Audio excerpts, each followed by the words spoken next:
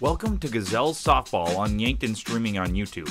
Brought to you by First Dakota National Bank of Yankton. This broadcast is made possible by the following Sportscaster Club members: Midwest Insurance Agency, Murph's Appliance, Yankton Thrive, Stockman's Motorsports, Les Schwab Tires, Linda's Angel Crossing, MT and RC Smith Insurance Agency, Vichet, Elwood Dental, Floortech Restoration, Angela's Mexican Store, Yankton Rexall, KFC Taco Bell, SWAT Chiropractic and Rehab, Slumberland, Larry's Heating and Cooling, America's Best Realty, Larson Carpet, Anytime Fitness, King Buffet and Mongolian Grill, Yankton Medical Clinic, All Seasons Power Sports, Kaiser Heating and Cooling, JR's Oasis, Intech Cleaning and Restoration, The Bone Setter, Triple Time Rudy's, Meridian Photo, Graham Tire, Pied Piper Flowers and Gifts, Kalen's Indoor Comfort, H&H Roofing, Boss's Pizza and Chicken, Wall of Fame, and Raven Books. Now, for the Anytime Fitness pregame show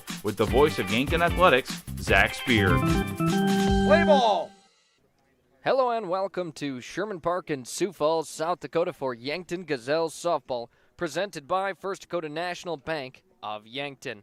First Dakota has proudly supported the dreams and banking needs of their customers for every stage of your journey with 2 locations, downtown and North Broadway, Yankton. It's officially time for playoff softball. The Yankton Gazelles closed out the regular season with a 9-11 record, which grabbed them the 10th seed in AA. For the O'Gorman Lady Knights, they wrapped up their season with a 12-7 record, and that got them the 7th seed in the class. Higher seed hosts, so we're at Sherman Park yet again this season. For Yankton, it was a great close to the season, as it feels like they really hit their stride, winning 3 of their last 4, including their regular season finale, an extra inning comeback victory over T-Area. For the Lady Knights, they went 2-2 in their last 4 and closed out the regular season, falling to a very good Rapid City Stevens team. Before those final 4 games, though, they had won 4 in a row.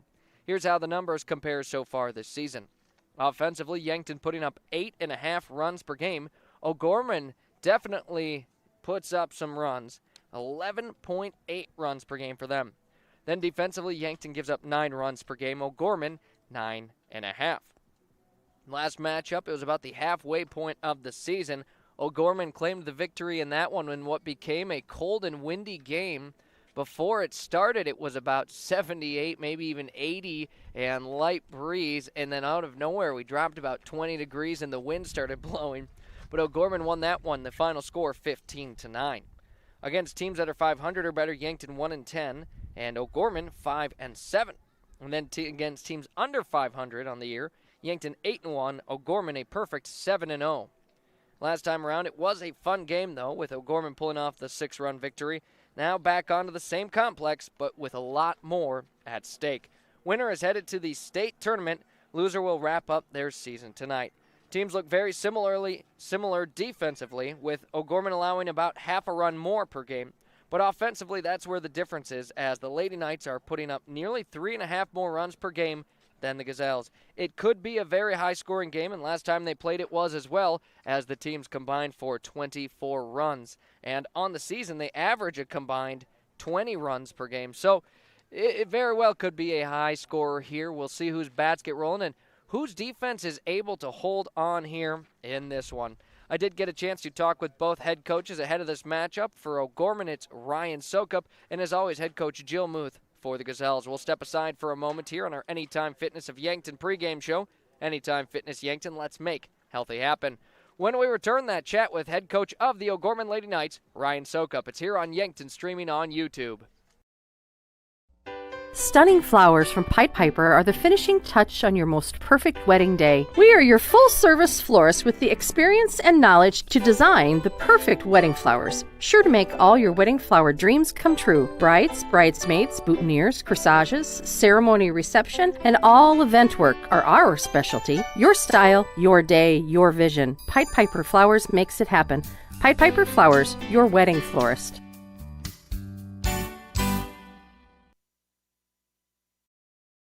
Hi, it's Linda. Welcome to my store located at 1101 Broadway in Yankton. The spring and summer clothes are in for the ladies, sizes 4 through 20. Update your closet with the newest fashions and some jewelry. The kids department, sizes 2 to 8, has Under Armour and Mayoro and others. I have baptism gowns and baby clothes 0 to 24 months. Stop in and look around. Gift certificates are available anytime.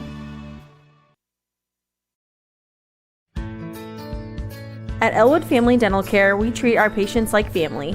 We have an experienced and caring dental team. We take the time to make sure you understand your oral health and answer any questions you have about your dental treatments. We take pride in educating our patients. Whether you need fillings, crowns or bridges, dental implants, just a teeth cleaning, or even Botox, come visit us at 1818 Broadway Avenue. And remember, we take care of the entire family.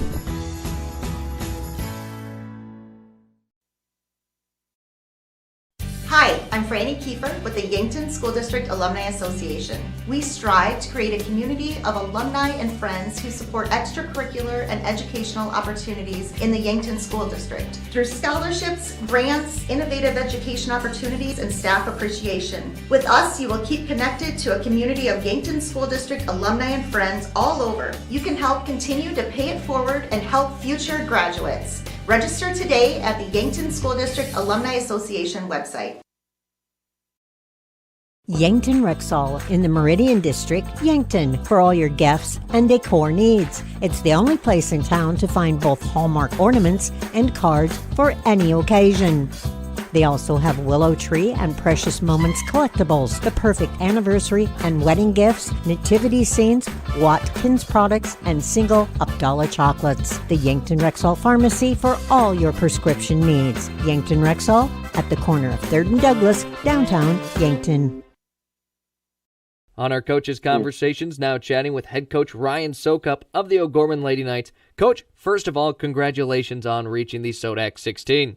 Thank you. Yeah, we're very excited. Best time of the year here, postseason softball. We're excited to be playing at home for a chance to go to the state tournament. And let's talk about the season that led up to this moment. What has this year looked like for your team?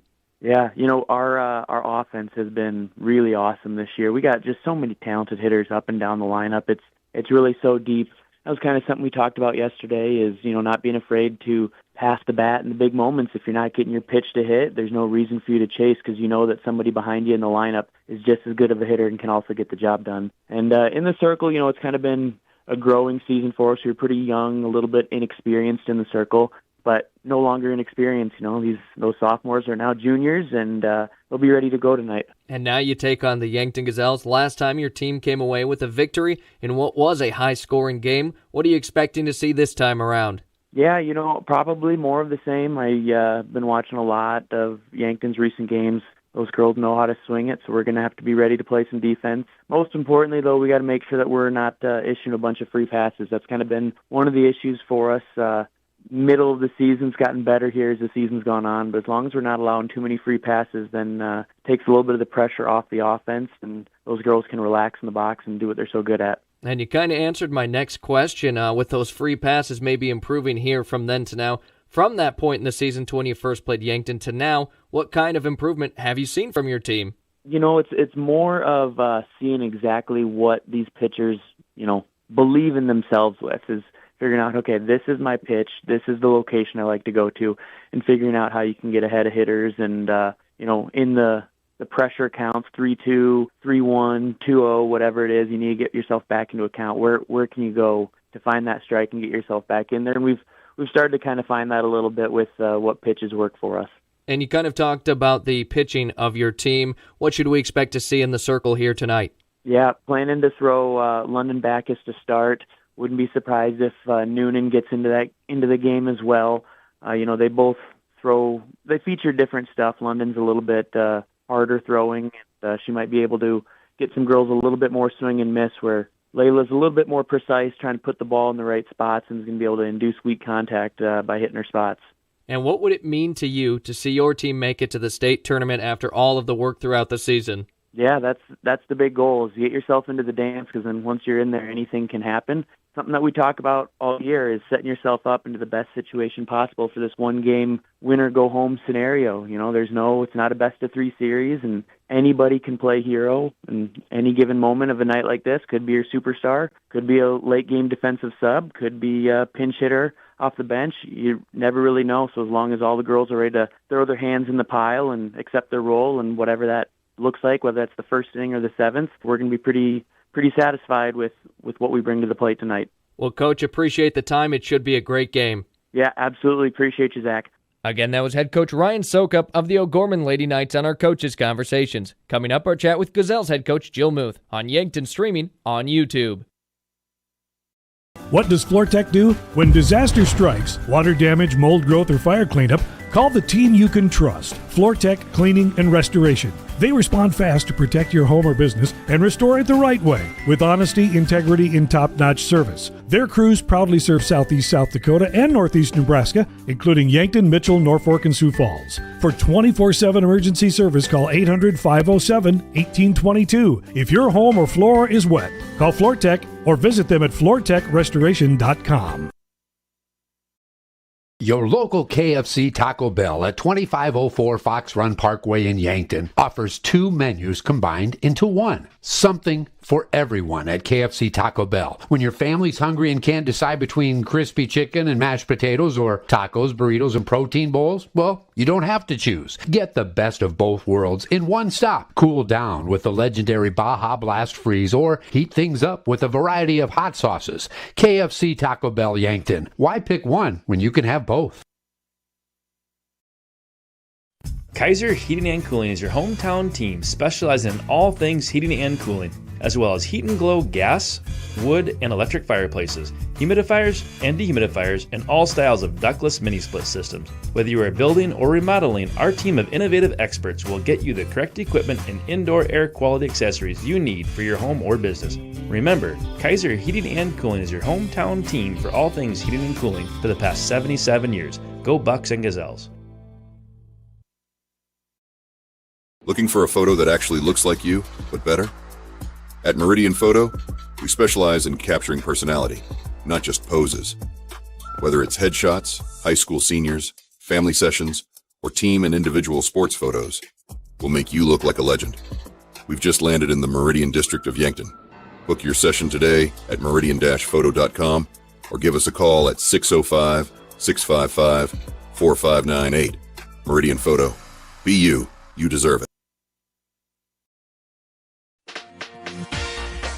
Looking to buy a home or maybe sell? Trust the name that puts you first. America's Best Realty. From your first showing to the final signature, their expert agents guide you every step of the way. Fast closings, top market value, and real service you can count on. Your dream home, they will find it. Selling fast, they will make it happen. Call America's Best Realty at 605-260-1600. America's Best Realty, because you deserve the best.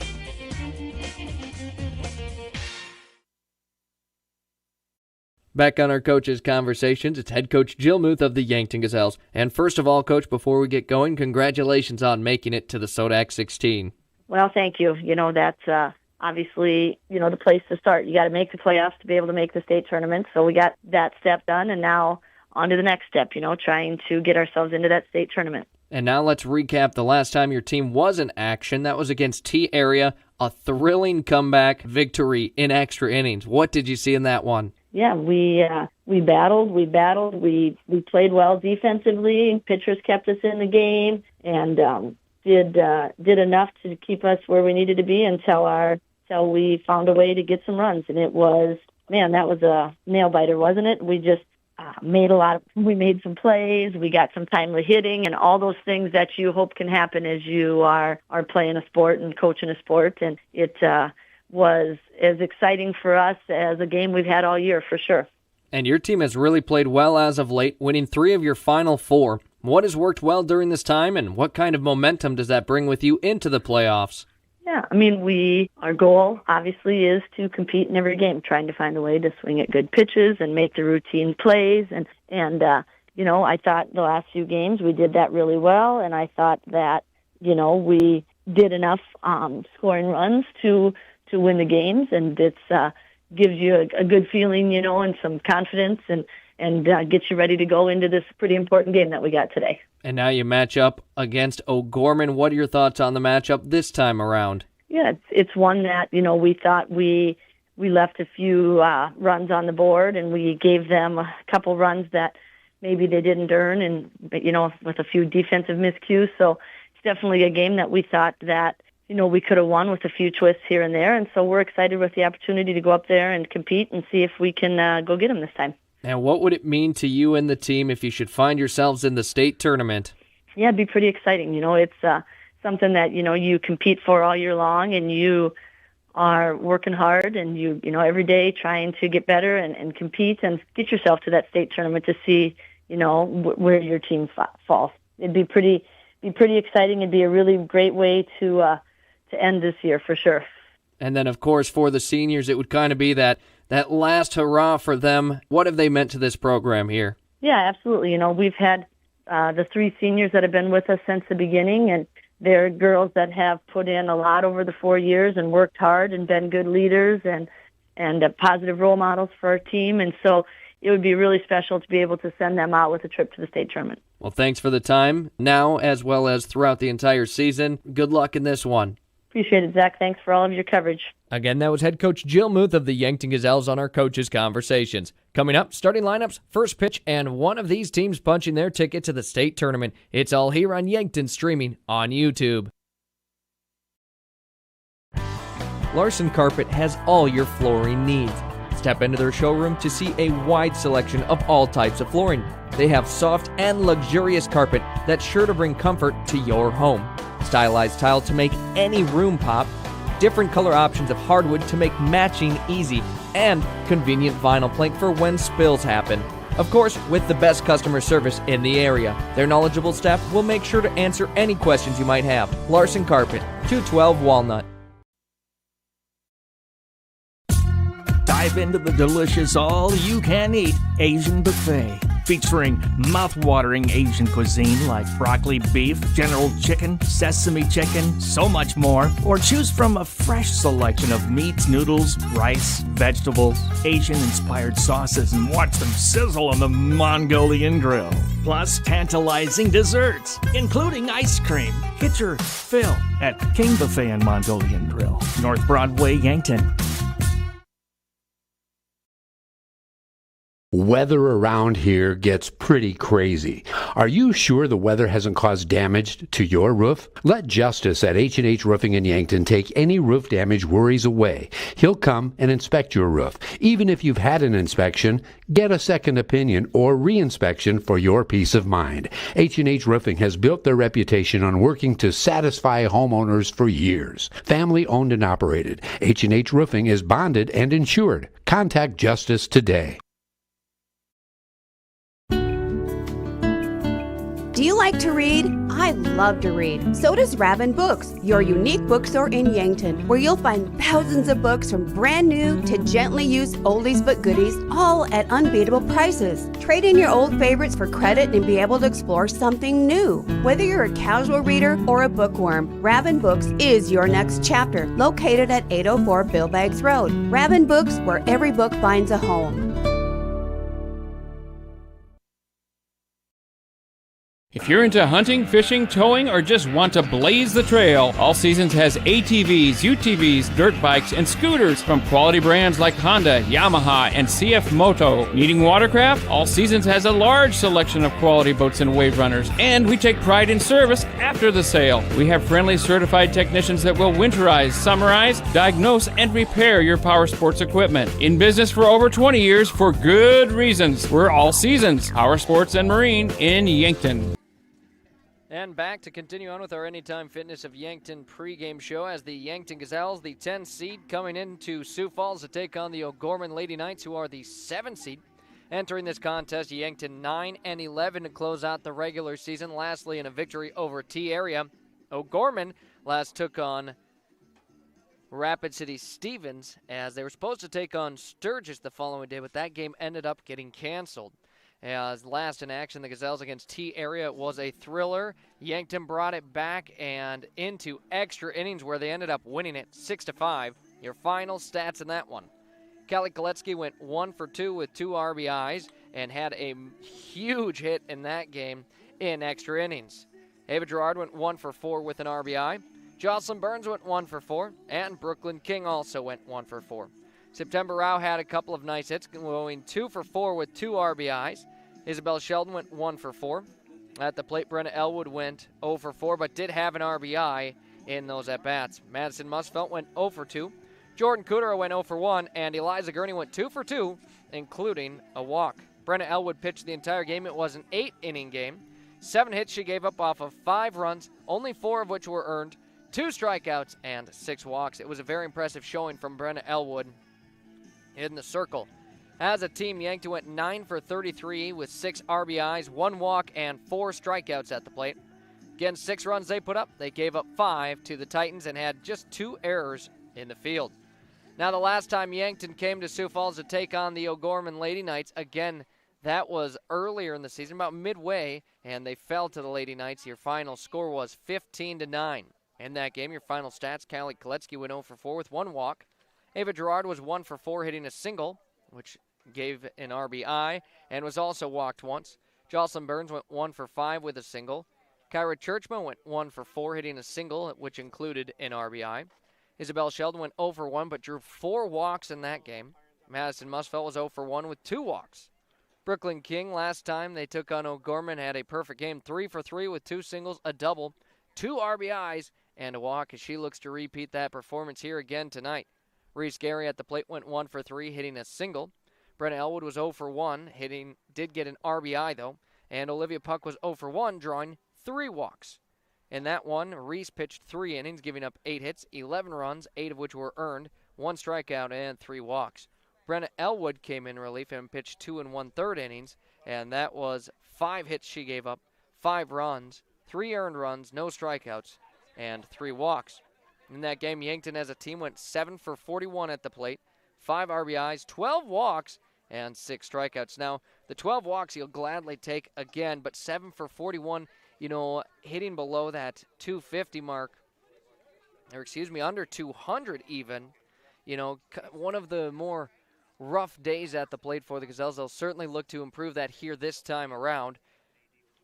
They put up 9 runs, giving up 15, and in the field, though, Yankton with 7 errors, and really was just a tough game for Yankton, as that was a super windy game. We've had 2 really bad windy games so far this season. One was against O'Gorman last time, and the other not so long ago when Yankton took on the Beersford Watchdogs in Beersford, as that one Yankton pulled out a win and was able to manage the wind a little bit better than what we've seen this year. The SoDak 16 is all lined up, all the teams in AA playing here today.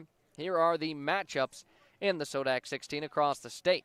Spearfish will take on the number 1 seeded Sioux Falls Jefferson Cavaliers. Sturgis Brown will take on Sioux Falls Roosevelt. Both of those games being played at the Sanford Sports Complex. Here we're at Sherman. T-Area will travel to take on Rapid City Stevens, who we were thinking Yankton maybe was going to end up with. Sioux Falls Lincoln taking on Brookings. Mitchell will play Sioux Falls Washington. Of course, here, just moments away, Yankton will take on the O'Gorman Lady Knights.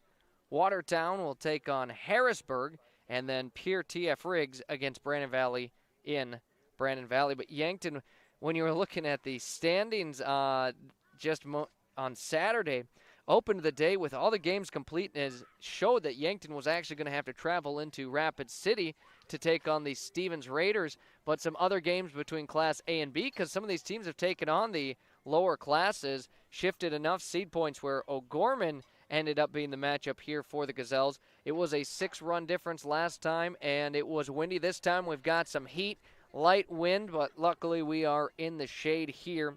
As meeting at home plate are the 2 head coaches, Jill Muth and Ryan Sokup, along with the umpires. Coming up, we've got our starting lineups. We've got a national anthem here on the field, and, of course, first pitch. Yankton in their road red jerseys with white pants. And for the O'Gorman Lady Knights, they are in all-white jersey and pants with blue pinstripes, and looked like some yellow trim on the jerseys as well. We'll step aside here for a moment. When we return, your starting lineups, national anthem, and coming up, the first pitch here on Yankton, streaming on YouTube, the Gazelles taking on the O'Gorman Lady Knights. From simple sniffles to complex health conditions, the primary care providers at Yankton Medical Clinic will not only see you for your annual visits, screenings, and preventative care, but also provides care for the entire family, from pediatrics to adults. With 4 clinic locations and 15 outreach locations throughout South Dakota and Nebraska, compassionate, quality medical care is closer than you think. For more information on providers, services, and locations, visit our website, yanktonmedicalclinic.com. If you want somebody to come into your home and fix everything right the first time, look professional, act professional, treat you with respect, you gotta call Kaylin's. When they come in, I feel that they want to be there. I feel that they want to help me. You know, they put on the little booties over their shoes. They had canvas from the garage door all the way down to walk on. They left the furnace room in the basement probably cleaner than it was when they came in. They just do customer service very well. I would recommend Kaylin's to anyone. Welcome to JR's Oasis, your one-stop food and gas shop. Proud to serve Phillips 66 regular, premium, and diesel fuel. After fueling, go inside for slushies and shakes, ice cream cones, and now offering a full line of healthy, chilled items and snacks. JR's hot menu is great for breakfast, lunch, and supper, featuring the famous Hammer Breakfast Sandwich and fresh hand patty burgers. Try the new Cafe Tango frozen coffees for that extra boost of deliciousness. JR's Oasis, East Highway 50, Yankton. And as we return on the field here, they'll do the lineups on the PA. We'll do our lineups here as well, and we'll open with the home team starting in the field in the O'Gorman Lady Knights. They come into this one as the 7th seed, 12-7 the record, and coached by Ryan Sokup. Leading off will be the shortstop. Number 2, it's Sonia Deckert. She'll be followed by the left fielder, number 9, Atlee Harold Stevens. Batting third for the Lady Knights, the center fielder, number 1, Kinsley Sheridan. And the cleanup hitter behind home plate, the catcher, number 19, is Lucy Capel. Batting fifth, the third baseman, number 3, Veda Ellerbush. And batting sixth, the second baseman, number 11, Avery Howe. The designated player for O'Gorman, batting seventh, number 15, is Alice Gunvoldson. She's followed by the first baseman, number 6, Zoe McEnany. And to round off the Lady Knights lineup, the right fielder, number 24, it's Maddie Jones. Also playing the field and not hitting to start is the pitcher and flex player, number 7, London Backus. For the Lady Knights, their reserves are Layla Noonan, Zoe Bathke, Kenzie Koenig, Brinley Sharon, Ellie Van Wyn, and Sophie Gunvoldson. Now the starting lineup for your Yankton Gazelles, the 10 seed in AA, 9-11 the record, coached by Jill Muth. Leading things off will be the center fielder, number 3, Kelly Koletsky. On deck, the left fielder, number 8, Ava Gerard. Batting third here for the Gazelles, the shortstop, number 2, Jocelyn Burns. The cleanup hitter for the Gazelles, behind home plate catching, number 23, Kyra Churchma. Batting fifth, the second baseman, number 6, Brooklyn King. The designated player for Yankton, number 12, September Rao. She's followed by the third baseman, number 10, Isabel Sheldon. At first base, batting eighth is number 1, Madison Musfelt. And to round off the batting lineup for Yankton, the right fielder, number 22, Eliza Gurney. Pitching but not batting to open this one is number 29, Reese Gary. For the Gazelles, the reserves include Jordan Kudera, Brooke Devine, Olivia Puck, Hannah Chrisman, Keely Mosier, and Brenna Elwood. Of course, Yankton as the lower seed and the visitors here on the field, they will be at the plate first. And a chance to strike first here in the SoDak 16 win, and you're in to the state tournament. Lose, and that is the season. Here on the field, it is now time for your national anthem. We'll keep it live right here on Yankton Streaming on YouTube.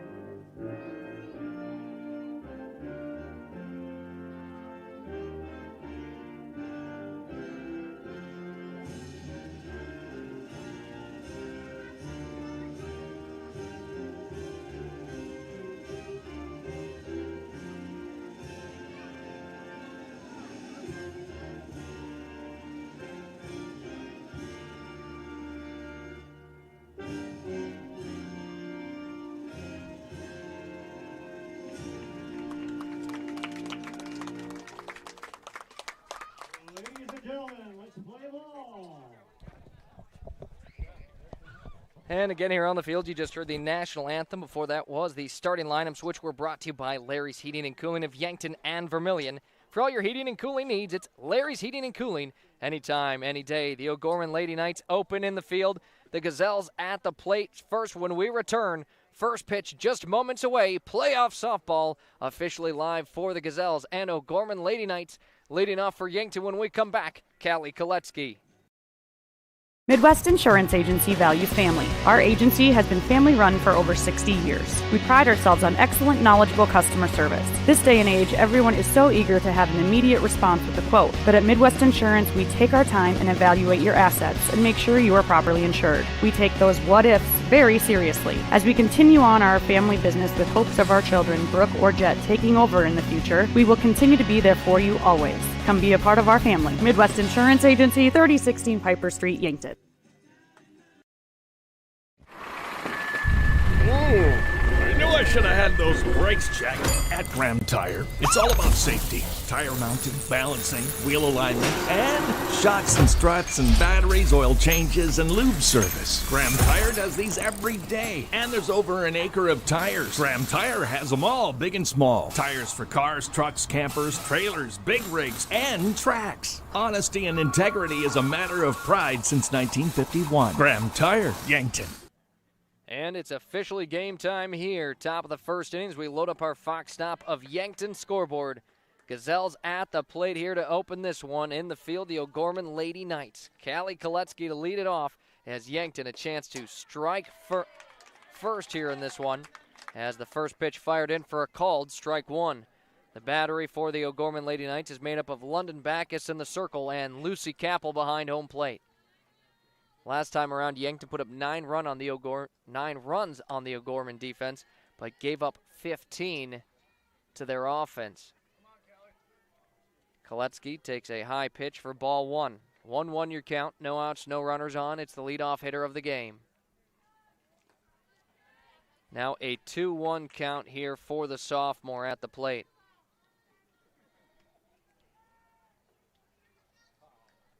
On deck awaits Ava Gerard and Jocelyn Burns in the hole here for Yankton. Backus firing in the circle for the O'Gorman Knights.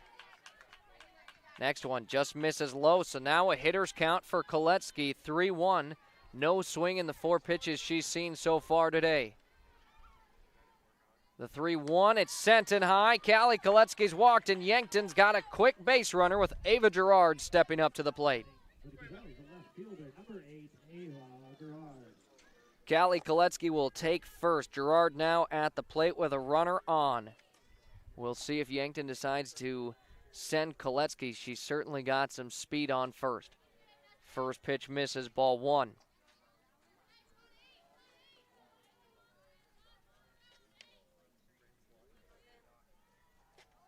(1-0) your count. 4 straight balls we've seen now. Now 5, 2-0 the count. And head coach Ryan Sokup said pitching was a little bit of a learning curve here to start this season. And was hoping they could certainly get it rolling here in today's game. Gerard, a bunt, puts it down. It's going to be touched by Backus, and Gerard outruns it. Yankton with 2 runners on. Ava Gerard reaches first off of the bunt. Koletsky to second, and Jocelyn Burns, 2 runners on, no outs. A golden opportunity here for Yankton to try and get the first lead of the game. Burns sits on the first one. It's a strike, 0-1 the count. And Gerard will be credited with a single there, outrunning the throw to first.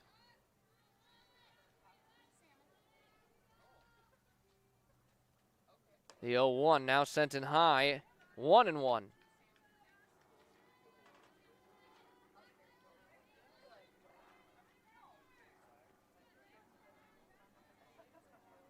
One ball, 1 strike, no outs, and 2 runners on here.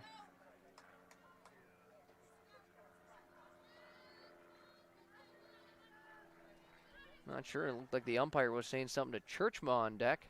Not sure what that might be as Burns fouls one off here. 1 ball, 2 strikes.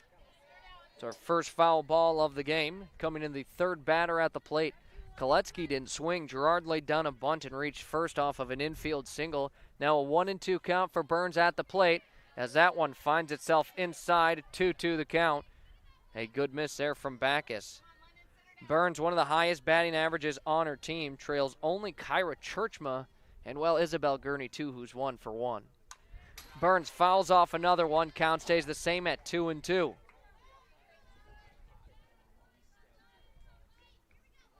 Jocelyn also with 12 RBIs on the year, looking to add some more. And if not, maybe get bases loaded for your cleanup hitter. 2 balls, 2 strikes here. Backus trying to take it out here for her team. And Burns, a hard hit line drive. It's going to be caught in center field. A great effort there from Kinsley Sheridan to pull it in. That one certainly felt like it was going to drop and be extra bases. But it's out number 1 as Kyra Churchma will now bat for the first time in the game. Great contact off the bat of Jocelyn Burns. But again, Kinsley Sheridan was quick to get over there from center field into left center. Didn't have much time to get there, but made it look easy.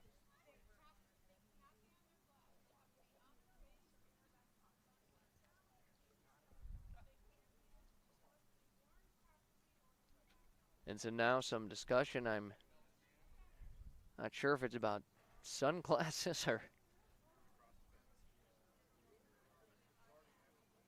kind of sounded like that's what Coach Sokup was saying. You can't have glasses on top of the bill of your cap. Oh, you learn something new every day. I didn't know that was a rule. As Kyra Churchma awaits her first pitch here, and back to the game we go. Runners on first and second, 1 out here.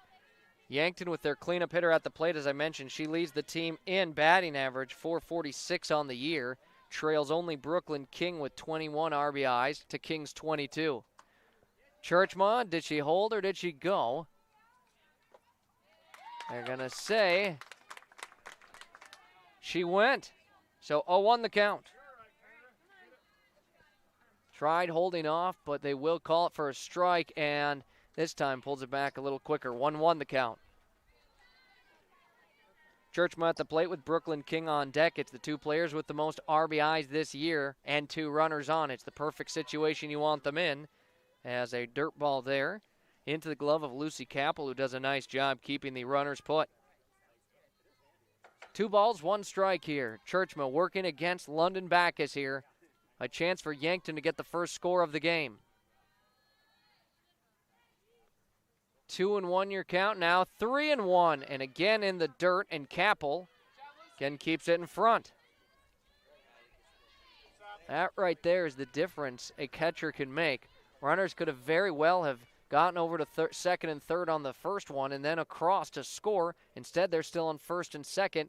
3-1 the count here as Churchma, a hard-hit grounder. It's scooped up at shortstop. They'll get the runner at second, but Churchma will reach off a fielder's choice. Now 2 outs here. Yankton looking to score. O'Gorman looking to hold strong. And Brooklyn King an opportunity with runners on first and third. Koletsky will reach third. Ava Gerard is out at second for out number 2. And Churchma reaches off the fielder's choice here. Brooklyn King at the plate. September Rao on deck.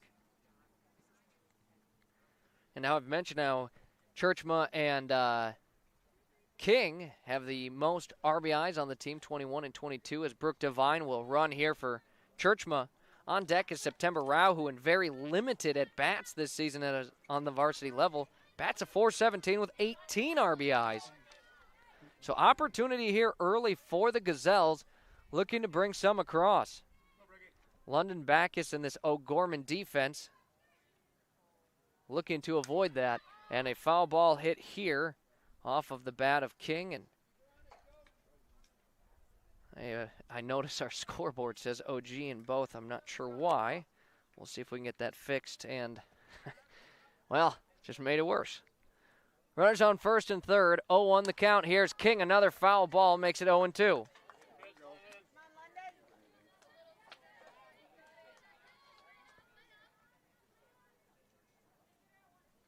So 0-2 your count here. There we've got the scoreboard fixed. Brooklyn King works at the plate here.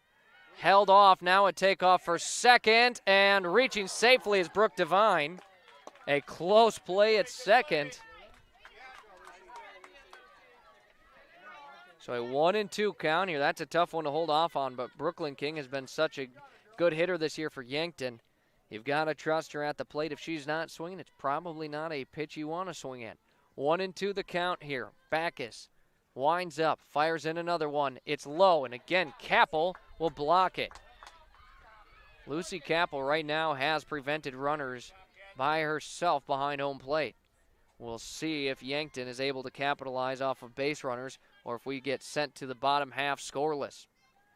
2-2 the count here with 2 outs. Brooklyn King at the plate, and now a count full. Another one in the dirt here. That is 3 in this at bat. Brooklyn King fouled off the first 2 pitches. Now a payoff pitch and a grounder. It's slow over to short, picked up. And what a play for out number 3. No runners will score as Sonia Deckert charged that one and got the throw over. No runs off of 1 hit, no errors, and 2 left on base for Yankton after our first half inning of action. Now O'Gorman to the plate when we return. They'll have an opportunity for the first lead, leading things off when we come back. Sonia Deckert. This is your invitation to thrive in Yankton, South Dakota. Nestled on the bluffs of the Missouri River, plenty of outdoor adventures are waiting. Whether you work remote or in a traditional office, we have a spot for you. Quality health care, diverse manufacturing, progressive school system, Mount Marty University, and so much more. Explore with family and friends. Let's thrive together. Imagine working for a successful global business with customers in 140 countries. That's Vishay Intertechnology, a Fortune 1000 maker of electronic componentry. Now imagine a company of that size with that kind of stability and a caring family-like environment. Learn more about what you can do at Vishay by visiting VishayCareers.com. Vishay is an equal opportunity employer. Vishay, the DNA of tech. And back to the field, bottom of the first inning. Yankton held scoreless in that first inning after getting the first 2 runners on. A great job defensively by the Lady Knights and Sonia Deckert, who got that final out. Had King been able to outrun it, would have scored a run for Yankton, but instead it was out number 3, and Deckert will now lead things off here for the Lady Knights as the shortstop. On deck is Atlee Harold Stevens. Reese Gary firing away for Yankton. Good to see her back after she was gone the last couple. Deep into center field. It's over the head of Callie Koletsky. Sonia Deckert taking off for third, and that is where she'll stand. A standing triple to lead things off. Talk about opening with a bang. Sonia Deckert brings it all the way to third, and now O'Gorman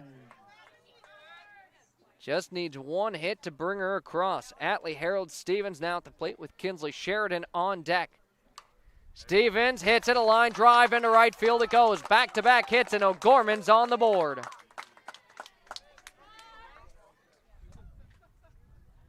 Deckert comes across and scores. Atlee Harold Stevens now on first here. 1 run, 2 hits, and only 2 batters here for O'Gorman. Yankton looking for an out here as Kinsley Sheridan, the center fielder, now at the plate. Another player who made a catch out in the field for O'Gorman.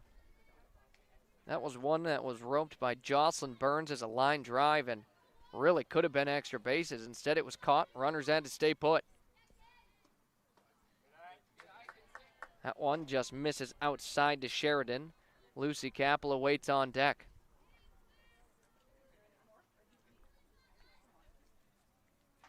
Two balls, no strikes here. Make it a 3-0 count. Reese Gary in the circle for Yankton, firing it back home to Kyra Churchma. The 3-0 pitch here, it's sent in, and it's called for a strike 1. Now a hitter's count here for Kinsley Sheridan. 3-1 the count. Has a runner on first, no outs. O'Gorman, 2 base hits to open this game, one of which was a triple by Sonia Deckert. And that one finds the zone again. Count now full for Gary. She's worked her way back into this one and looks to push here Sheridan to the limit in the box.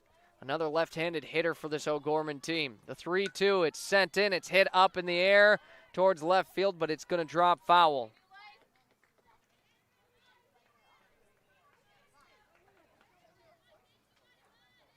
Sheldon tried pointing that one out, but Ava Gerard fairly deep into left field. Not much of an opportunity to pull that one in. Count stays the same as Gary winds up. It's sent in, and this time it is sent into left field as Ava Gerard brings it in for an out. So Yankton gets the first one here, and O'Gorman with 1 out, 1 runner on to work with. Lucy Capel now at the plate. And of course, used to catch, so I'm a little biased, but Lucy Capel did a great job behind home plate, not letting any runners advance. There was about 5 pitches that were all bouncing in front of the plate. That's not easy to keep every single one in front of you, and she did just that. 1-0 now the count. That one missed outside. Gary sends in another one. It's fouled back, 1-1.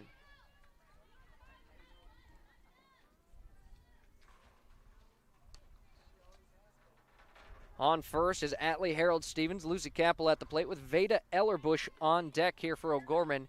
Yankton playing the field and looking to keep it a 1-run difference here in the first inning. That one hit high up and a chance for it here as Burns at short. She brings it in for the out. Now she'll fire it to first. They wanted the double play. Throw gets by. Atlee Harold Stevens is going to take off and reach second. The important part for Yankton is they got out number 2, and Veda Ellerbush now at the plate has a runner on second, 2 outs. Fresh count here for a new hitter. And the first pitch comes in high, 1-0 your count. Ellerbush, the third baseman here for O'Gorman.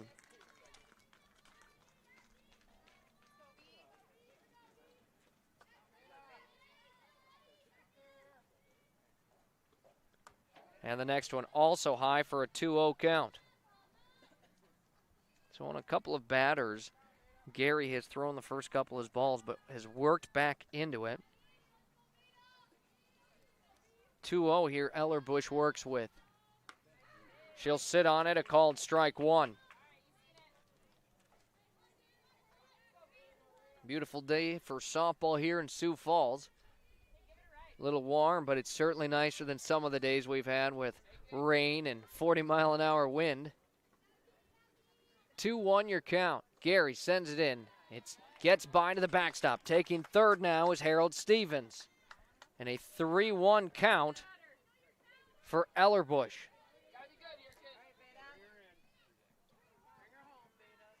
A great count to have as a hitter. You know they're trying to send in their best. 3-1 the count. And it's good for strike 2. Count is yet again full. We'll see if Reese Gary can get out of this one here. 3 balls, 2 strikes here. Veda Ellerbush, no swing at the plate yet. We'll see pitch number 6 right here. And lines this one into shallow left field. It drops for an RBI single. Ellerbush with a clutch hit for O'Gorman, and it brings across the second run of the game. Now Avery Howe will step up to the plate. A runner on first, 2 outs she has to work with. As Churchmo will head over to her dugout, get a drink of water. Wearing that gear in 90-plus degree weather.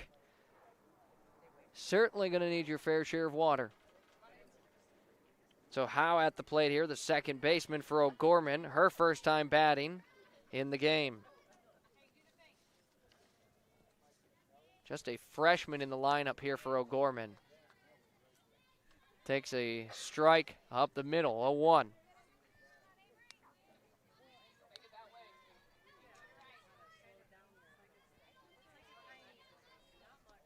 0-1 the count. Now 0-2 as that one's fouled off, and Gary the advantage in this one.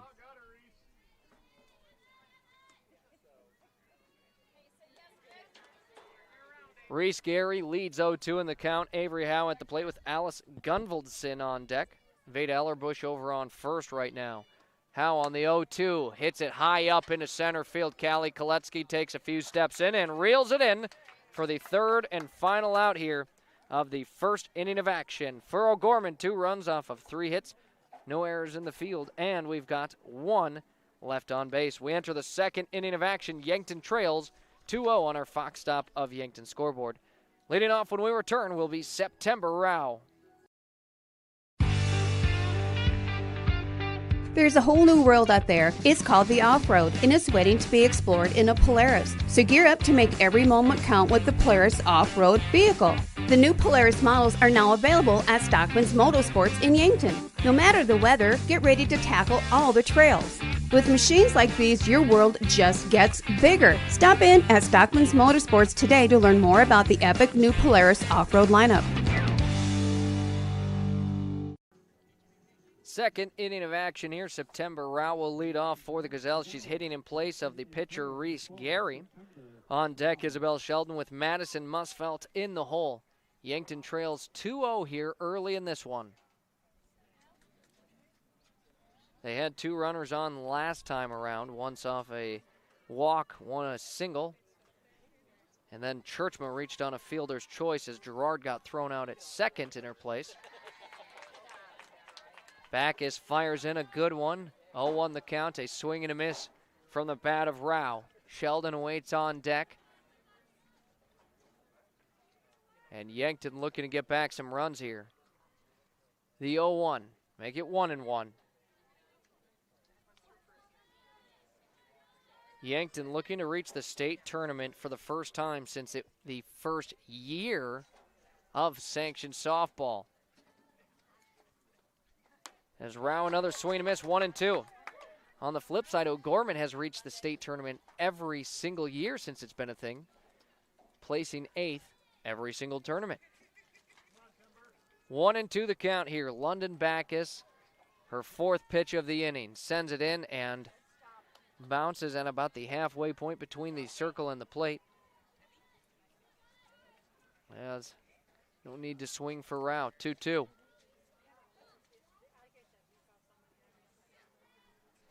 The 2-2 pitch, Rao will foul it off and stay in there for at least one more here. See if she can get one she likes a little bit more.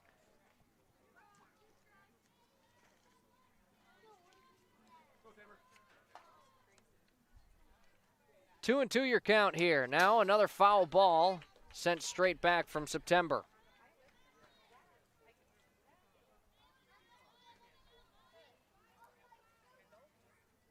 Rao, a player who's really picked up here towards the end of the season.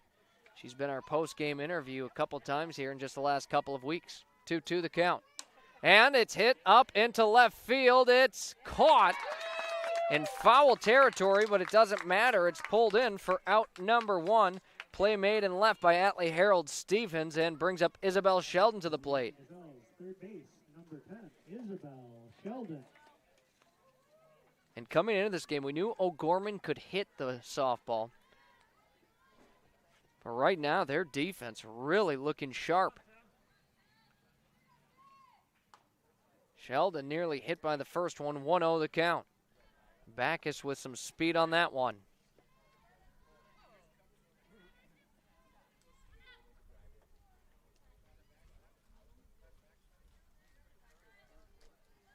The count here for Sheldon. Madison Musfeld awaits on deck.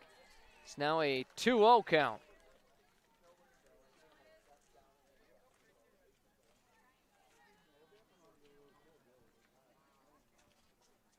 Two balls, no strikes, 1 out, no runners on here. Sheldon takes a cut at it, misses it, makes it 2-1. Appreciate you tuning in here today on Yankton Streaming on YouTube, as we've been for all but one Gazelle softball game here. We only missed the one. It was in Aberdeen Central, one of the first games of the year, as that one fouled back. 2-2 the count here for Sheldon. If you know anybody who might be interested in watching, certainly go ahead and share that link with them. Otherwise, just let them know it's Yankton streaming on YouTube. We appreciate your support. 2-2 the count. Backus sends it in. Sheldon rocks it hard into deep left field. That one's going a ways. It's going to bounce into the fence as Sheldon takes off for second, and she'll have a double. Isabel Sheldon got every stitching on that one. Out to the left center fence and has a double as Madison Musfelt now at the plate. That was a well-hit ball from Sheldon.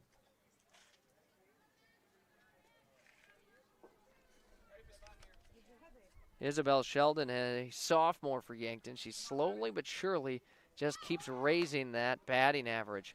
Musfelt, a sign of bunt, pulled back 1-0. As Eliza Gurney awaits on deck as the 9th hitter in the lineup for Yankton. We'll see if we do get a bunt attempt, and Musfelt again, this time right in front as a bobble between Backus and the third baseman. Sheldon over to third, nearly thrown out, but Madison Musfelt does a job and puts Sheldon over to third. It's the second time Yankton has had a runner on third, and it brings up Eliza Gurney with that one runner on, 2 outs. Gurney, another player who has just slowly but surely raised that batting average here throughout the season. Gurney sits on the first one. It's a called strike, 0-1 the count. Sheldon on third at the plate. Eliza Gurney and Callie Koletsky awaits on deck. That one misses outside, 1-1. A similar pitch there from Backus. And why not? You get the first one called. Try sending it again. This time maybe just a little bit more outside. Now 1-1 count. Gurney off the tip of her bat over to Deckard at shortstop as she'll be pulled off of first from the throw. Gurney reaches on the error, and it brings one across here for Yankton.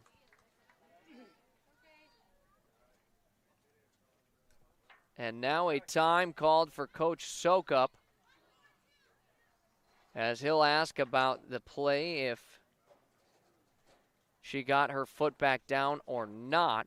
The foot was clearly pulled. The question is if the foot ended up getting back or not in time, as now the umpires will talk it over. As of now, Yankton's got a run. We'll step aside for a moment. When we return, we'll have your answer. Doctors Lane, Reed, and Cole Swatsky make up the SWAT Chiropractic team. Check out their new location at 2000 Summit Street, Yankton, South Dakota. At SWAT Chiropractic and Rehab, they'll treat your neck and back pain, headaches and migraines, plantar fasciitis, sciatica, sports injuries, elbow, knee, rotator cuff, nerve injuries, and more. SWAT Chiropractic, specialized wellness and therapy. Let them get you ready for wherever life leads you. And back to the field. Call will stand. Yankton's on the board, 2-1. Callie Koletsky now at the plate. Her second time batting against London Backus. Faces a 1-0 count here. Again, that was a close play at first as Zoe McEnany clearly jumped off of the bag to get the catch.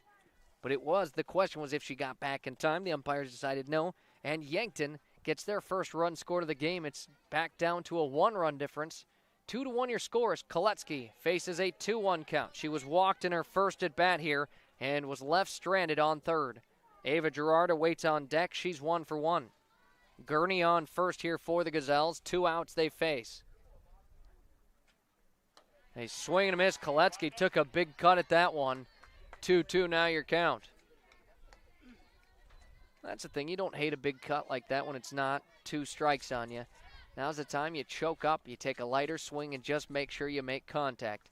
2-2 the count here as Backus sends it in. Koletsky does make contact. It's fouled up and over towards the Yankton dugout. It's caught and pulled in. So Koletsky will fly out for out number 3, but Yankton puts up a run off of 1 hit, 1 error in the field, and 1 left on base.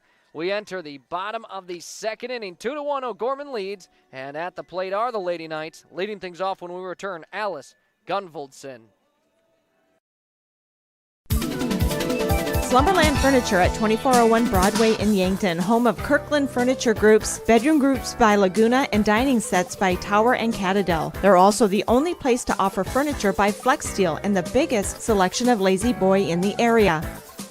The Mattress Gallery is full of the best brand name mattresses in the business, including the all-new Tempur-Pedic Active Breeze personalized climate-controlled mattress. Slumberland Furniture, dining, bedroom sets, and mattresses in Yankton. And back to the field, it is 2-1 on our Fox Stop of Yankton scoreboard, as leading things off is Alice Gunvoldson. The Fox Stop at the corner of West City Limits Road and 30th Street, Yankton, a full-service convenience store with hot food, Godfather's Pizza, personal pizzas, sandwiches, munchies, and beverages. Pay at the pump, gas and diesel fuel, firewood, and propane exchange. Yankton looking for a good defensive set to keep it a one-run game, and Gary sends one in for a 1-1 count.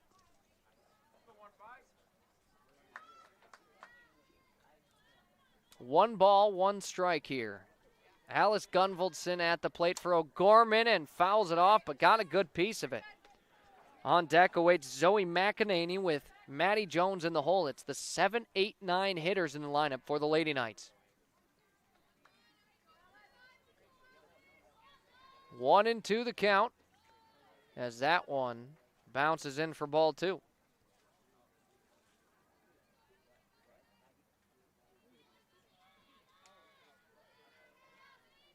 The 2-2 count here. Gary sends it in, comes in high, count now full. 3-2. Gazelles certainly want to avoid a leadoff base runner here.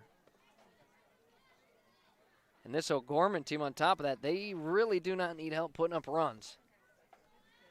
The payoff pitch here for the first leadoff hitter. Right back up the middle it goes and finds itself into center field. Alice Gunvoldson, a leadoff single. O'Gorman already base hit number 4 here as we're in the bottom of the second with no outs. Zoe McEnany now at the plate with Maddie Jones on deck. Gunvoldson reaching first off of the single.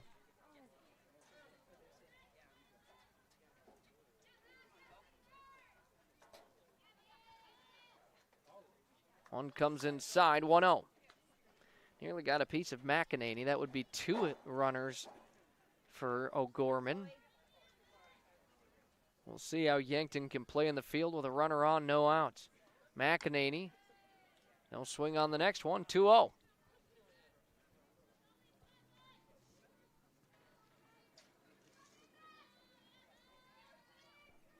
Two balls, no strikes here. Zoe McEnany at the plate for O'Gorman. A line drive, hit over to Burns, makes the catch, throws it over to first, and nearly the double play, but on the throw, she had to put so much on it that sent it a little high. Musfeld had to jump up to make the catch, but Yankton gets an out. McEnany, a hard-hit liner caught by Burns.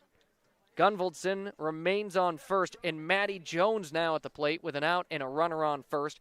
Sonia Deckert awaits on deck. And a grounder, hard hit, scooped up at third. Sheldon gets it, and a nice catch at second by Brooklyn King. They'll get the lead runner. Jones will reach off the fielder's choice. That was a bang-bang play for this Yankton defense. Now a runner on first, 2 outs, and Sonia Deckert at the plate. She absolutely crushed the first one into deep center field, had a triple. She was the first run scored of the game. Sits on a called strike 1. And Deckert, that's about exactly what we saw from her last time Yankton played. A very good hitter here for O'Gorman.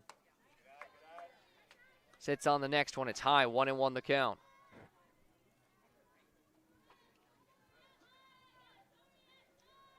One ball, one strike, 2 outs, and a runner on first. O'Gorman, the 2-1 lead. And it's hit hard again into deep center field, and it's over the head of Koletsky yet again. It'll bounce off the fence, and Yankton will try to get it in time. The throw to third, Deckert, again a triple.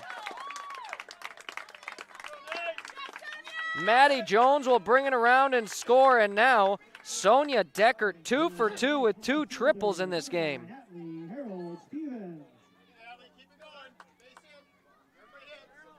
Deckert is just quite the hitter for the Lady Knights. And now one sent high up into deep right center. Koletsky trotting back, and again it reaches over her head. Heading for third. A chance for back-to-back triples, and it will be. Atlee Harold Stevens a triple. Decides to say or show I can do that too. So back-to-back triples hit for the Lady Knights, and Kinsley Sheridan now at the plate as O'Gorman, their largest lead of the game. It's 4-1. A runner on third, 2 outs here as Sheridan flew out to left field in her first at bat, tries to bring another one across here for the Lady Knights. The third hitter in the lineup for O'Gorman with Lucy Capel, the cleanup hitter on deck. 1-0 the count. Now 2-0.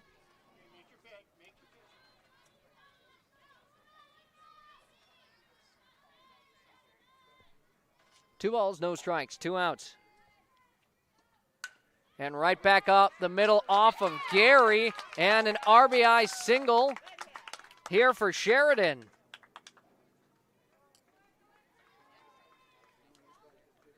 That is the 4th hit in the inning for O'Gorman. They've scored 3 runs. It makes it 5-1 now. 7 base hits for O'Gorman, and we're not even a complete 2 innings in. They've hit the ball all year long, and they continue to do so here in the SoDak 16. So Lucy Capel now flew out earlier in the game to shortstop Burns. Sits on the first one. It's a called strike 1. 5-1, the Lady Knights lead this one. Capel looking for her first base hit of the game. The cleanup hitter in this lineup. Fouls one off, but now finds herself in an 0-2 count. Advantage Gary.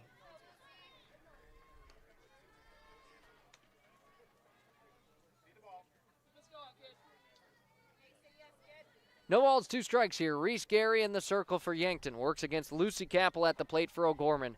On first is Kinsley Sheridan after her RBI single. And an off-speed back up the middle. Gary able to pick this one up in time. Sends it to first. It's a 1-3 put away, but not before the O'Gorman Lady Knights put up 3 runs off of 4 hits. No errors in the field and 1 left on base again. 2 complete innings it through. We're headed to the top of the third. Yankton some work to do at the plates. They just got their first run last inning. Now need some more here in the top of the third as when we return, leading off, Ava Gerard.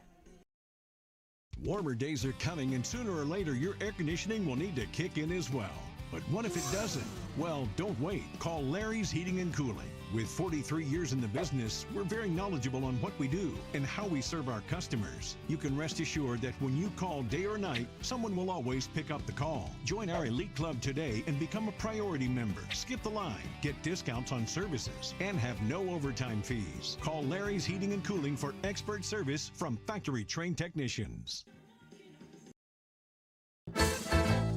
Craving something boss-level delicious? Come out to Boss Pizza and Chicken, where flavor meets delicious and delicious meets drooling. Your taste buds won't be the same when you taste the bold flavors of Boss Pizza and Chicken. From crispy chicken to juicy burgers to handcrafted specialty pizzas, Boss has it all. Serving lunch and dinner Monday through Sunday starting at 11 o'clock. That's why they're the boss. Boss Pizza and Chicken, just waiting to crush your cravings. 2 innings in, it's 5-1. O'Gorman leads. Yankton at the plates here in the top of the third, leading things off. Ava Gerard, who's 1 for 1 in the game. Jocelyn Burns awaits on deck, and Kyra Churchma in the hole. It's the 2, 3, 4 hitters in the lineup for Yankton, and a real opportunity here. You feel like you got to take advantage when you get them lined up. Can always be tricky on how to set your lineup.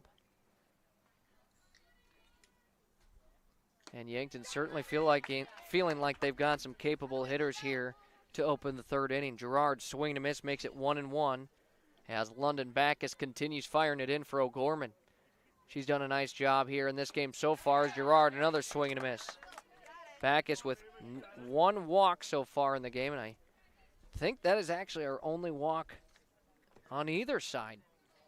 1 ball, 2 strikes here. Gerard having to fight, a swing and a miss. And the first strikeout here of the game for London Backus as Gerard goes down swinging. Jocelyn Burns now at the plate. Faces one out, no runners on.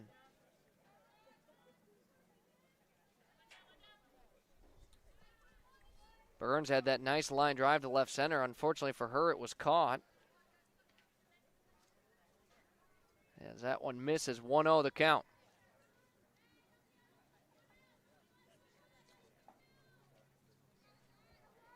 One ball, no strikes. A swing and a miss here from Burns, 1-1. And Backus here in the third inning now, feeling like she's hit her stride. Firing harder, it almost looks like, than the first 2 innings. 1-1 the count here. Now low and inside, ball 2. And that's the thing, every pitcher a little different. Some come out strong and struggle a few innings, and others, they take a couple innings to get into their stride, and once they hit their stride, they're in it. It's just on a player-to-player basis as Burns fouls it up. It's out of play. 2 balls, 2 strikes here. She'll be forced to protect as Kyra Churchmo waits on deck.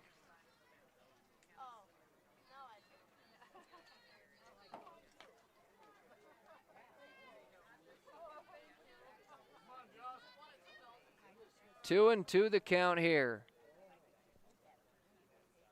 Burns puts it into play into shallow right field, where it'll be brought in for out number 2. So Yankton 2 up, 2 down, as looking to avoid their first no runners inning. Kyra Churchma at the plate, 2 outs. She faces no runners on. Number 23, Kyra Churchma. Churchma at the plate, Brooklyn King on deck, and September Rao in the hole. The 3 have combined for 61 RBIs on the season.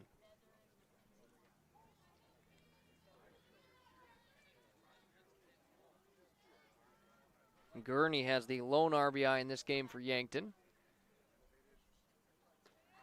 As that one hits the inside zone. 1 ball, 1 strike here. 2 outs, no runners on. Kyra Churchman works against London Backus. A state tournament appearance on the line here.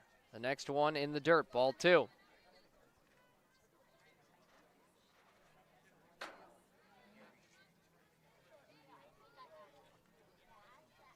Two balls, 1 strike here. Couple of outs.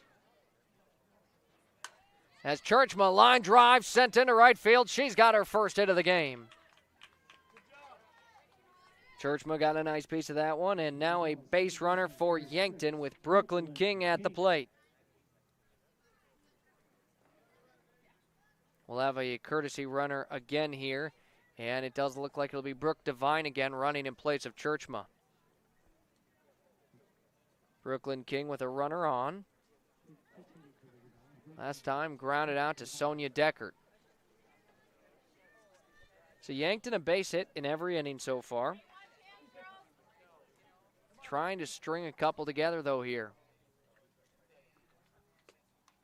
King fouls it back, 0-1.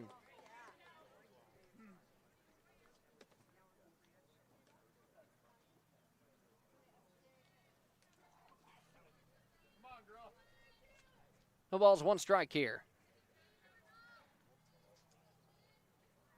Brooklyn King at the plate has Devine on first. Now an 0-2 count. So King to protect here. A junior, well now technically senior here for Yankton, as graduation was about a week and a half ago.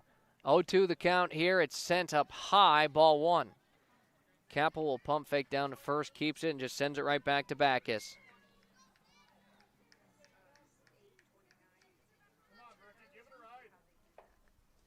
King now with a 1-2 count she faces. Sits on it, it's just low, 2-2. Deuces are wild here.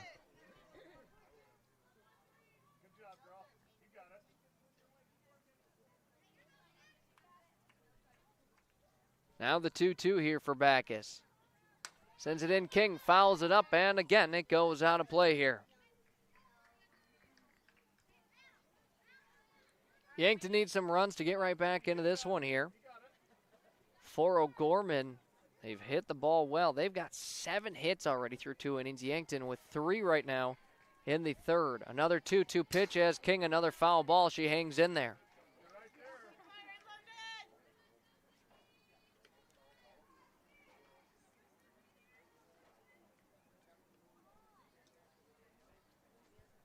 Two balls, 2 strikes, 2 outs, and a runner on first in Brooke Devine. King awaits at the plate, and a hard hit line drive into center field it goes. Devine's going to take off for third. O'Gorman's going to try and get her there. The throw won't make it, and taking second is King. Now runners on second and third for Yankton with September Rao at the plate. Devine gets over to third. King, the single, reaches at second off of the throw down to third. And September Rao, an opportunity here to add RBIs onto the season.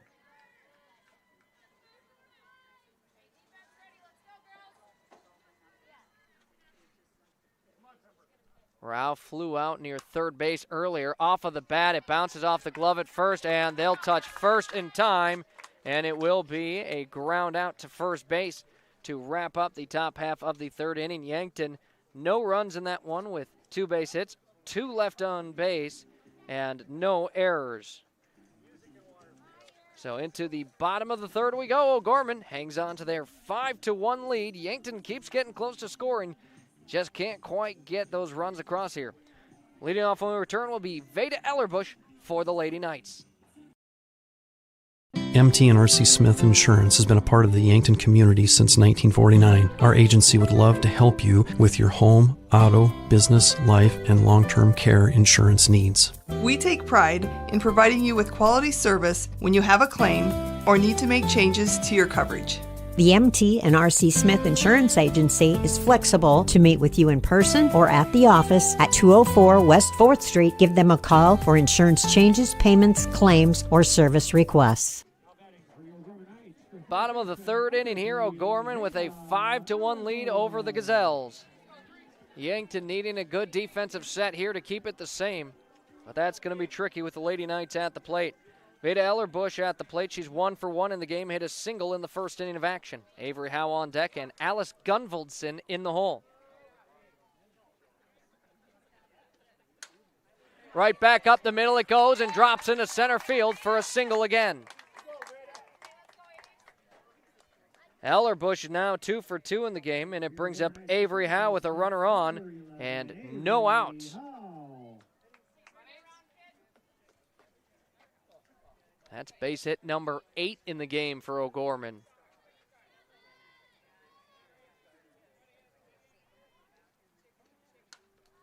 A foul ball here off the bat of Howe. 0-1, it makes the count.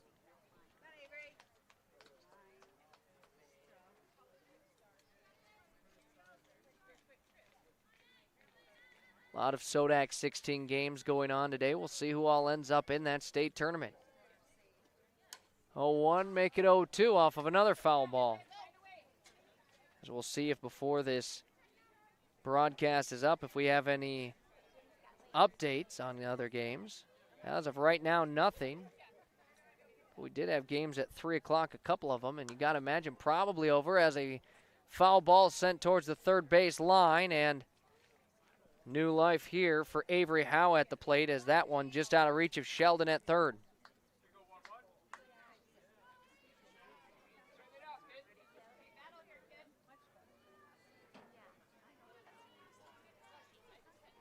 No balls, 2 strikes here. No outs and a runner on first as Howe at the plate here. Takes an inside pitch, 1-2 it makes it. Nice framework by Churchma, but it will not get the strike called.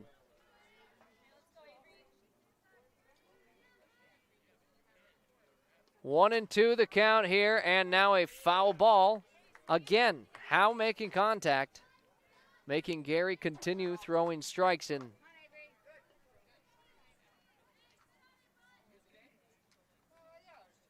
Another 1-2 pitch coming up here as that one misses outside, and a takeoff for second here for Ellerbush. That one snuck through Churchman's glove, 2-2.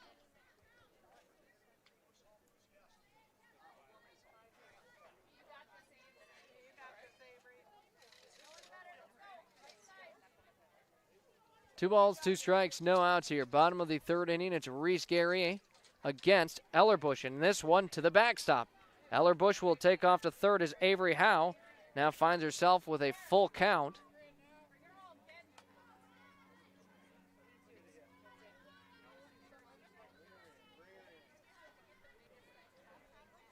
Three balls, two strikes here. Gary sends it in and just misses for ball four. Is now a 1-3 situation here. Howe is walked. It's the first walk for the Lady Knights at the plate. Gary's first in the game in the circle. Eller-Bush on third. Avery Howe on first. Alice Gunvoldson at the plate. She's 1 for 1. Has a great opportunity here with no outs and runners on first and third. Pulls back the bunt. It's called for a strike, 0-1. But taking second there is Avery Howe. So now runners on second and third.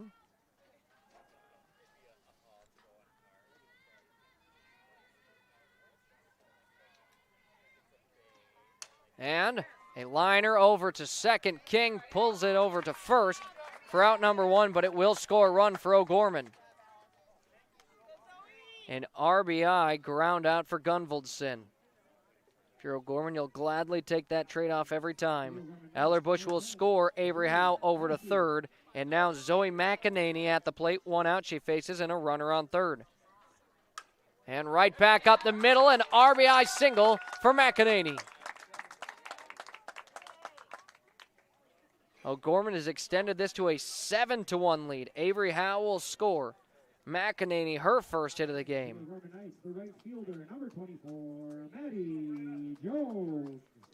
Brings up Maddie Jones, and now we've got a timeout as it looks like Elwood's going to come in and pitch in relief for Reese Gary. It's a Lindsay Echo Water Systems of Yankton water break, locally owned for 4 generations.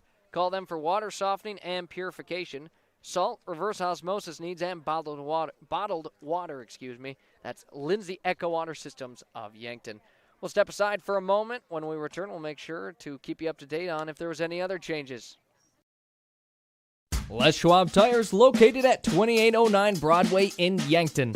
It's the place to buy tires with all different tread types to fit your needs and rims ready to make your vehicle shine.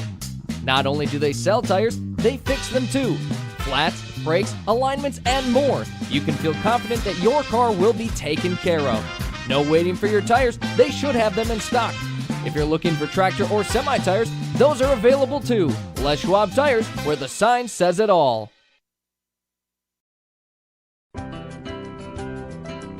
Authentic Mexican food goods with the family touch is here in Yankton at Angela's Mexican Store. From fresh produce and meats to the spices and the snacks you miss from home. Traveling or just moved? No problem. They accept money from many different countries. Check out the different kinds of money on the wall. Family owned, family loved. They treat you like family. Angela's Mexican Store, where culture meets community. Stop in today. And here on the field, Brenna Elwood is pitching in relief of Reese Gary. And that is the only change here on the field. So a clean swap here as Elwood fires in a strike as it's fouled off. She'll face off against Maddie Jones. And this one hit into shallow center field. Could be trouble. It's going to drop. Koletsky can't quite reach it in time. And a base hit for O'Gorman. That is the 10th hit already in the game for the Lady Knights, with Sonia Deckert now at the plate. Runners on first and second. Deckert is 2 for 2 with 2 triples in this game.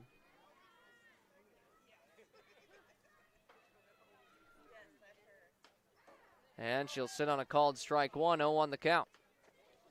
It's her first time taking on Elwood as Reese Gary wraps up her game. 2 1/3 innings pitched with no strikeouts, 1 walk. We'll see if it's 7 or 8 runs given up. As that one fouled off right to the glove of Churchma, 0-2 the count. Sometimes you just need that switch of a pitcher here, and it can throw off the batters entirely as they've now just gotten used to the cadences and the movement of one. Now you got to relearn everything. But Deckert, a very capable hitter, the leadoff hitter for O'Gorman, now faces a 1-2 count as that one's sent in well high. Looked like she maybe wanted it, but wisely decides to hold off on that one. So Brenna Elwood, a task here for Yankton. Misses inside, count now at 2-2.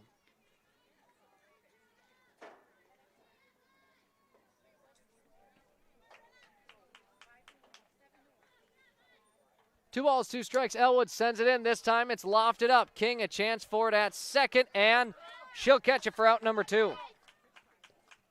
And Yankton certainly happy to see her flying out after those first 2 went for triples.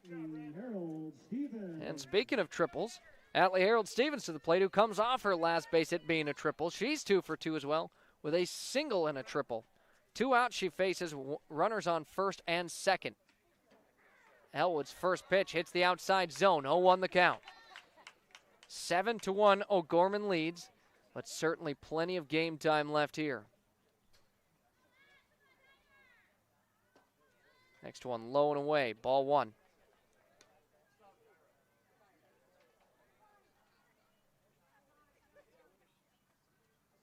One ball, one strike. 2 outs and runners on first and second. O'Gorman has already put up 2 runs here in this inning as that one gets to the backstop, and runners now on second and third. Any base hit for sure scores 1 here for O'Gorman. And for the Lady Knights, probably the exact start they're hoping for.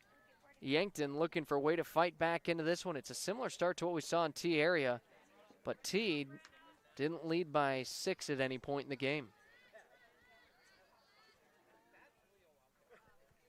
3 balls, 1 strike, a hitter's count here for Atlee Harold-Stevens. Awaits the next pitch and gets a piece of it. Puts it high up and into left field it goes. Burns trots out there, makes the catch and brings it in for out 3 after 3 innings of action. It is 7-1. O'Gorman leads Yankton. 2 runs off of 3 hits, no errors in the field, and 2 left on base here for O'Gorman. The Gazelles with an opportunity to get some runs back here as we head into the top of the 4th. Leading off when we return, it's Isabel Sheldon. Starting the first bank in South Dakota was the easy part, earning the confidence of local farmers, helping families account for their dreams, and securing the future for countless businesses took us a little longer. We owe it to the hard workers, big dreamers, and forward thinkers out there. Thank you for making South Dakota a great place to call home.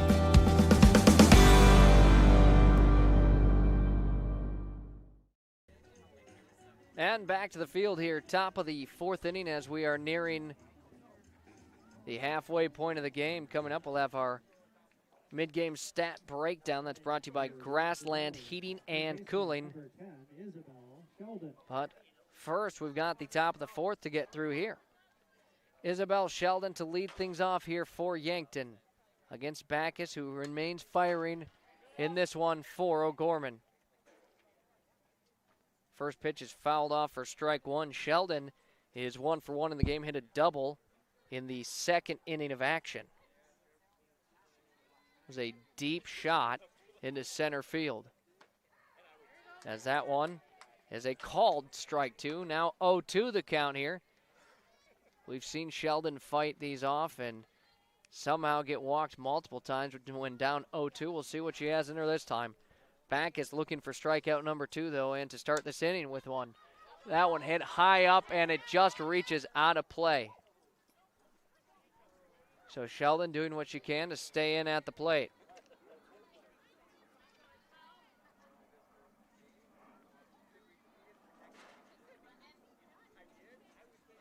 Another 0-2 pitch coming up here. Backus sends it in, and this one into play. A diving effort. It gets through to center field. Both Sonia Deckert and Avery Howe, a diving effort as that one just squeezes through the middle. As Isabel Sheldon is 2 for 2 in the game. Madison Musfelt at the plate.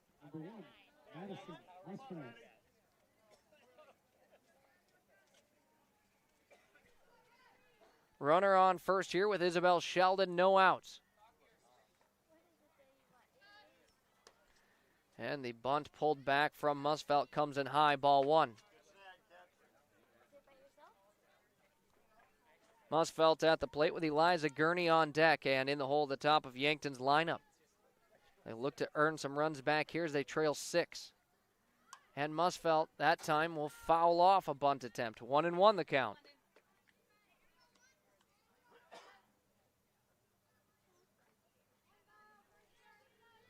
1-1 the count here. Sheldon on first after a single. No outs. That one in the dirt. Capel once again keeps it in front, and the runner will have to stay put. Musfelt up 2-1 in the count here against London Bacchus. Bacchus, the next one sent in, and it's in for a called strike, too.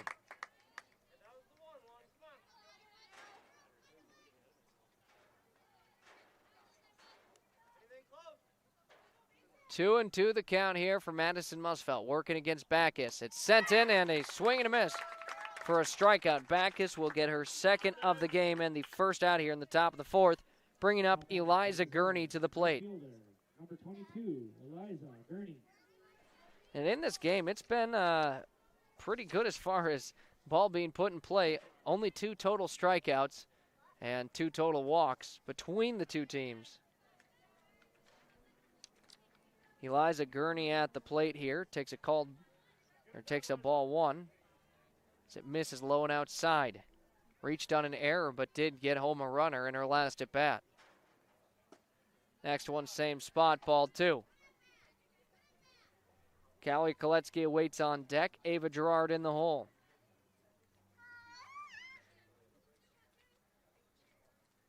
(2-0) the count. Gurney leads against Bacchus. A swing and a miss there makes it 2-1.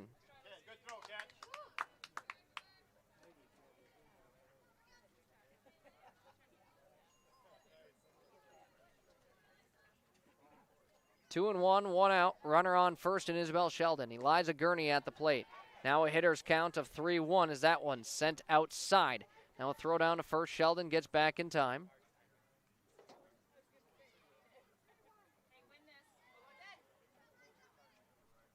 And the 3-1, Gurney fouls it off. Count is now full.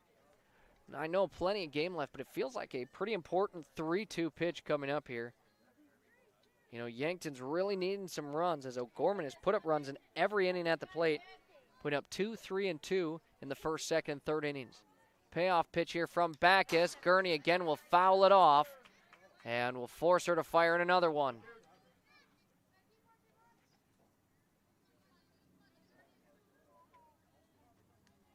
Gurney has done a nice job of making sure to put the ball in play this season. As she does here again, over to shortstop. Deckert gets the flick over to second, but Gurney will outrun the throw to first. So out at second is Isabel Sheldon, and Gurney reaches first on the fielder's choice with Callie Koletsky now at the plate. Number 3, Callie Koletsky. That was a near double play, but Gurney able to wheel it out to first. Callie Koletsky at the plate 0 for 1, but was walked in her first at bat. Holds off, thought about swinging at that one well high, 1-0.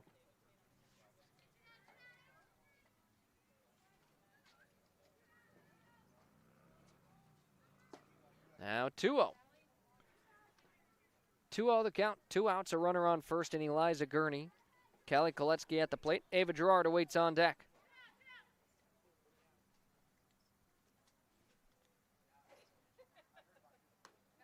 And that one sent in high, ball 3. Again, it feels very similar to that T-area game where Yankton's bats just couldn't quite bring it around. You know, they put up 1 run in 4 innings in that game, ended up winning it in extra innings. Koletsky now walked. 2 runners on here for the Gazelles. As the second taken walk for Koletsky. London Bacchus only 2 walks in the game, both against Koletsky. As Ava Gerard at the plate has runners on first and second. 2 outs she faces. Gurney up to second. Callie Koletsky now on first with her second walk. The next pitch thrown in the dirt, 1-0 the count. Gerard is 1 for 2, hit a single in her first at bat. Would love to get another one here as Jocelyn Burns awaits on deck. Next one, low, 2-0.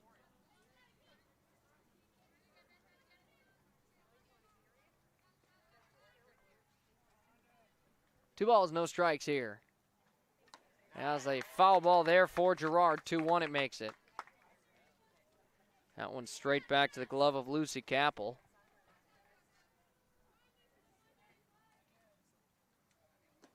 Now a 3-1 count as that one is low and thrown out at second is Eliza Gurney.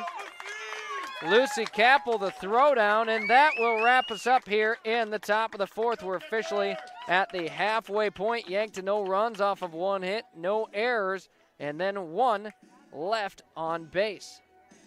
At the halfway point, O'Gorman leads it 7-1 as it is time for your mid-game stat breakdown brought to you by Grassland Heating and Cooling, your local Bosch home comfort dealer. Welcome to the family. For the Gazelles here as well.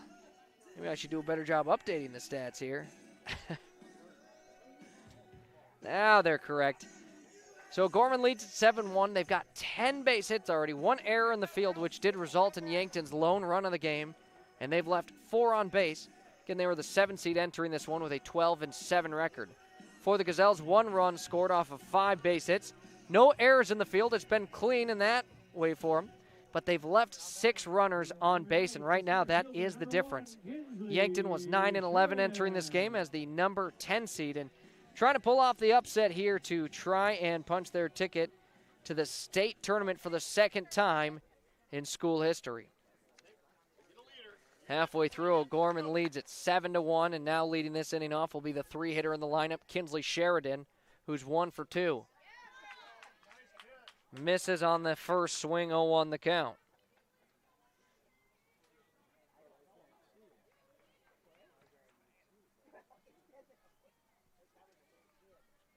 The 0-1 misses low and away. 1-1 now the count. O'Gorman again has scored in every inning at the plate here so far in this game. Yankton's certainly going to have to try and minimize that should they want to mount a comeback in this one. Next pitch sent in high, 2-1. A very disciplined hitting team. No strikeouts yet for O'Gorman. They've taken 1 walk, a lot of base hits. Sheridan faces now a 3-1 count as that one misses. Ball 3.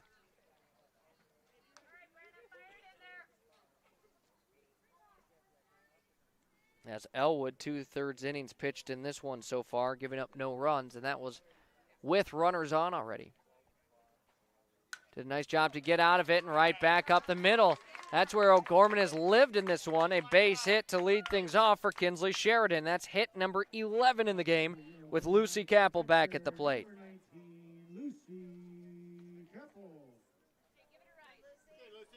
O'Gorman's worst inning at the plate so far has been 3 hits and 2 runs.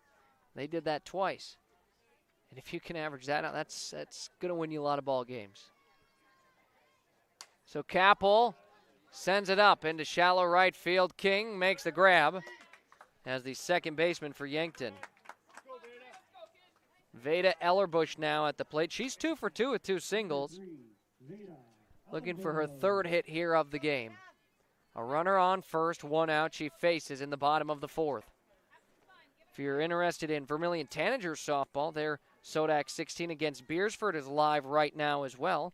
That's on Vermilion Tanagers on YouTube, as this one is fouled off by Veda Ellerbush, as our very own Parker Orr on the call for that game.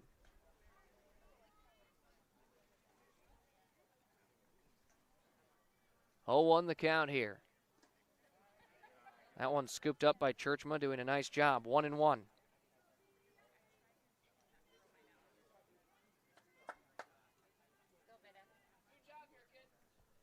One ball, 1 strike here. Ellerbush takes a called strike. 2 as now Elwood leads in the count.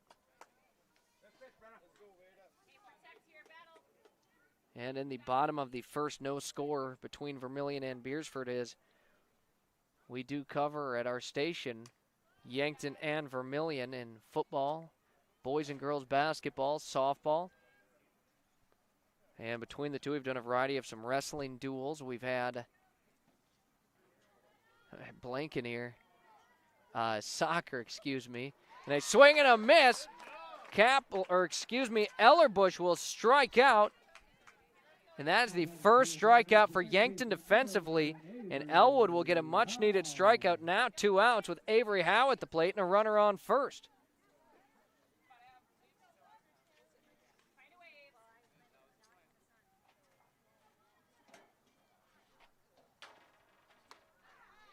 Elwood, another good one. 0-1 the count here.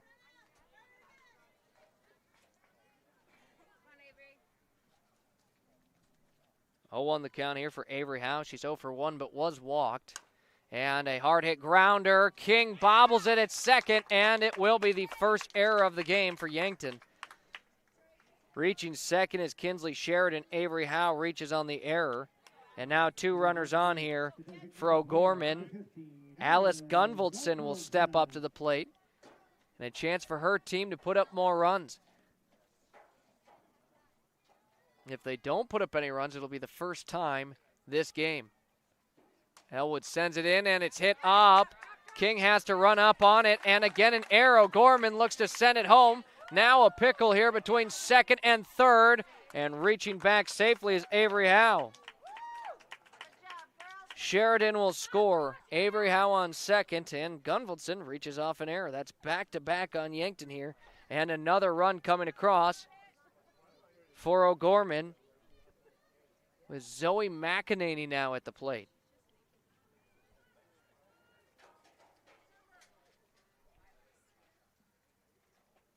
Eight to 1, O'Gorman leads by 7, their largest of the game.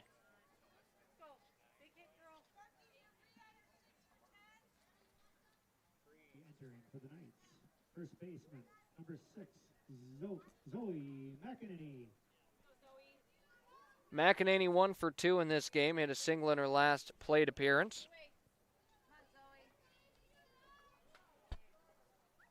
Has a fresh count in her third at bat, her first time taking on Brenna Elwood, and after that, everyone has seen Elwood in the circle for this O'Gorman lineup. That pitch gets to the backstop. Both runners will take off immediately. 1-0 the count.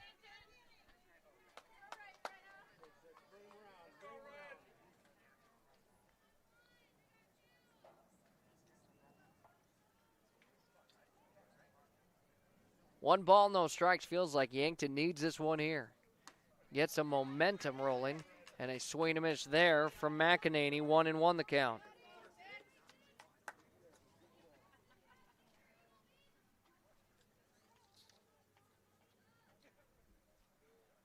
And another swing and a miss. 1 ball, 2 strikes. Yankton can get out of this with only giving up 1 run. And if you can give up only 1 run in an inning where 2 reach on an error and a base hit was hit, you're not feeling too upset with that. The 1-2 comes in high. Ball 2. Deuces are wild. A 2-2 count. 2 outs. Avery Howe on third. Alice Gunvoldson on second. No runner on first. 2-2 the count. Elwood working against Zoe McEnany. Sends it in, and it's good for strike 3. Brenna Elwood will take 2 on her own here in the circle. And that wraps up our 4th inning. Into the 5th inning of action we go. O'Gorman with 1 run off of 1 hit, 2 errors in the field, and 2 left on base. Entering the top of the 5th, Yankton trails 7, and leading things off will be Ava Gerard with Jocelyn Burns on deck and Kyra Churchma in the hole. The Bonesetter Chiropractic, Yankton. I'm Dr. TJ Stotz. When you need chiropractic, we're here. We use a hands-on approach, decompression traction, electrical stimulation, acupuncture, and state-of-the-art examination techniques. We're happy to offer exercise and supplement advice as well. The Bonesetter Chiropractic, 215 Mulberry, Suite 9, Yankton. Call or text 605-401-5701. Bringing you comfort when there's discomfort. After 4 complete innings, 8-1 your score. O'Gorman leads as Ava Gerard leads off for the Gazelles. Now, she did take a couple of pitches last inning, but then a throw down to second caught Gurney for out number 3.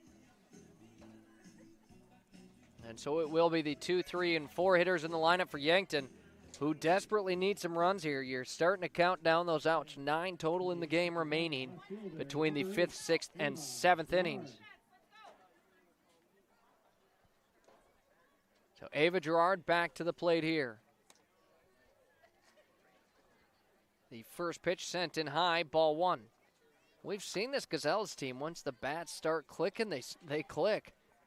But when will that be here for the team? 5 hits here entering the 5th inning. And the next one in the dirt, 2-0.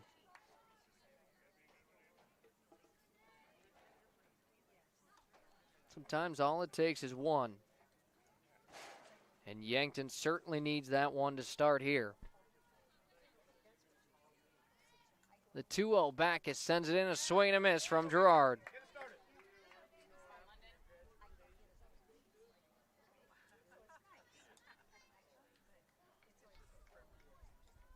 Two balls, one strike here. Gerard sits on a called strike, too. It's now 2-2. Backus with 2 strikeouts in this game, working on number 3. Burns awaits on deck. Churchma in the hole.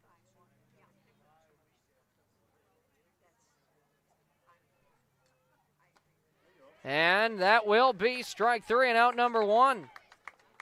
A halfway swing from Gerard, and Backus picks up number 3 in the first of the 5th inning. Jocelyn Burns now at the plate.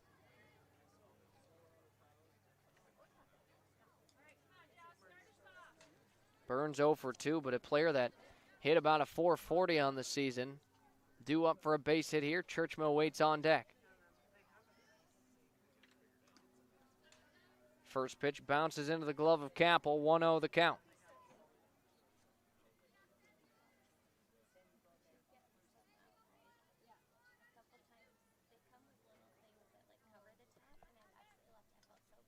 And a hard hit line drive. It gets through despite the diving effort from Deckert. A single hit here off of the bat of Jocelyn Burns and a runner on for Yankton. They've got a base hit in every inning at the plate.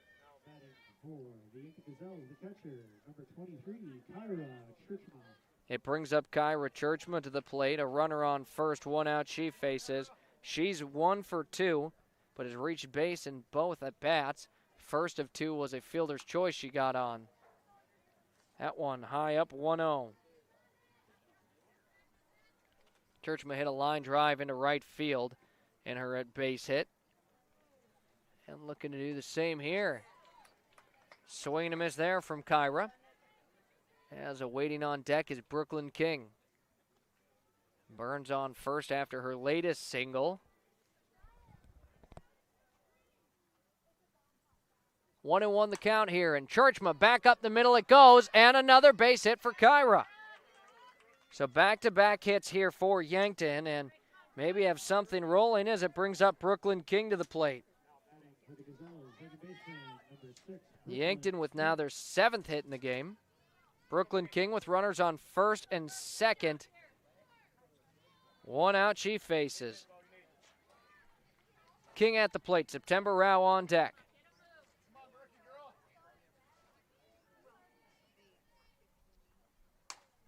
King sends it into right field, and it's going to drop. It gets by. Extra bases coming up for Yankton here. As heading for home now is Burns. Churchma's going to take off for home, and there won't be a play. A 2 RBI triple for Brooklyn King and the Gazelles. Burns and Churchma both score. King brings it all the way around to third. And Yankton finally an inning where maybe they get things rolling here. A much-needed 2 runs right there and an opportunity for some more. September Rao at the plate. A runner on third, 1 out she faces. First pitch is low, ball 1. And it was a great effort in right field by Maddie Jones, but that diving effort is what allowed Yankton to turn that single into a triple. Next one is high and outside, ball 2. Rao at the plate, Isabel Sheldon on deck. Yankton has narrowed it down to a 5-run difference. Swing and a miss there. That was a healthy cut from Rao. And again, you know, if on your first swing you don't mind so much if they're trying to hit the absolute crap out of it. We've seen her hit it hard. We know she can. This time fouls it off, 2-2 the count.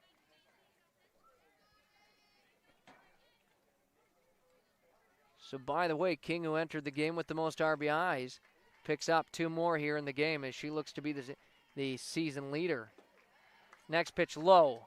Blocked forward by Lucy Capel. I know I've mentioned it multiple times, but she has done a fantastic job behind home plate protecting and keeping runners put. Count is now full here. A runner on third with 1 out. September Rao works at the plate. London Backus sends it in, and it'll be rung up for strike 3. So back is her 4th of the game, and now Isabel Sheldon at the plate, who's 2 for 2. Her team could certainly use another one here to try and bring across that 4th run.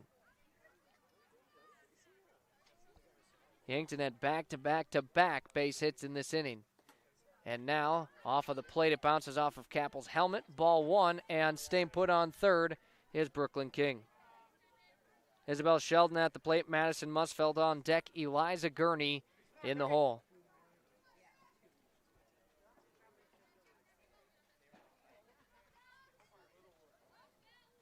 "1-0 the count. Sheldon, sky high, it goes. And Deckert calls everyone off, pulls it in, and that is the final out here in the top of the 5th inning. Deckert reliable in the field as well here for O'Gorman. Yankton, though, puts up 2 runs off of 3 base hits, no errors in the field, and 1 left on base. We've got a ball game heading into the bottom of the 5th. O'Gorman is still in the lead, 8-3. When we return, leading things off will be the 9th hitter in their lineup, Maddie Jones, here on Yankton, streaming on YouTube. Triple Time Rudy's on the corner of 16th and Broadway, Yankton. Stop in and check out their wide variety of items. Grab some snacks, whether you want chips, popcorn, or something sweet, they have it. Ice cold beverages, or when you need that boost in the morning, coffee. You can also grab the best locally produced meats, meat sticks, and cheeses in the area, guaranteed fresh. For those hot days, grab a Freezy too. Get all your car needs and 5 cents off a gallon when using cash. All at Triple Time Rudy's, Yankton. Welcome to Wall of Fame, where style meets customization, specializing in crafting custom clothing and print shirts. We ensure every stitch and every print is of the highest quality, so you get the best clothes every time. We're here for all your promotion needs, and the best part, our process is seamless. Simply share your designs with us and we'll handle the rest. Get custom clothes for the best price. Wall of Fame.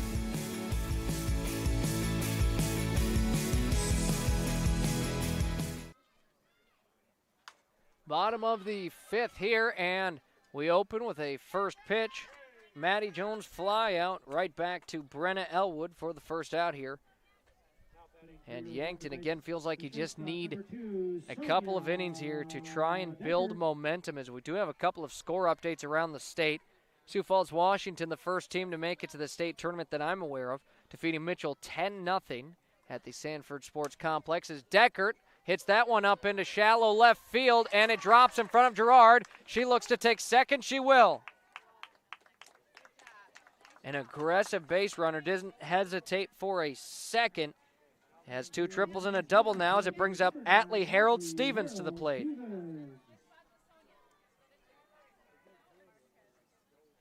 And after 5 innings, T Area leads Rapid City Stevens 6-2.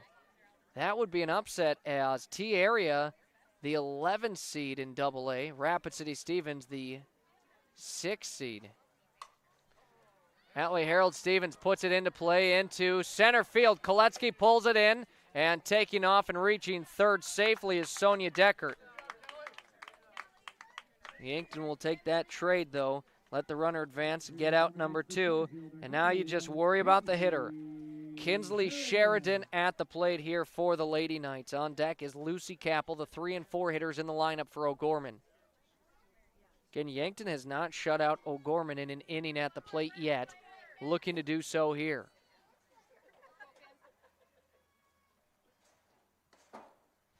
As that pitch misses outside, ball 1.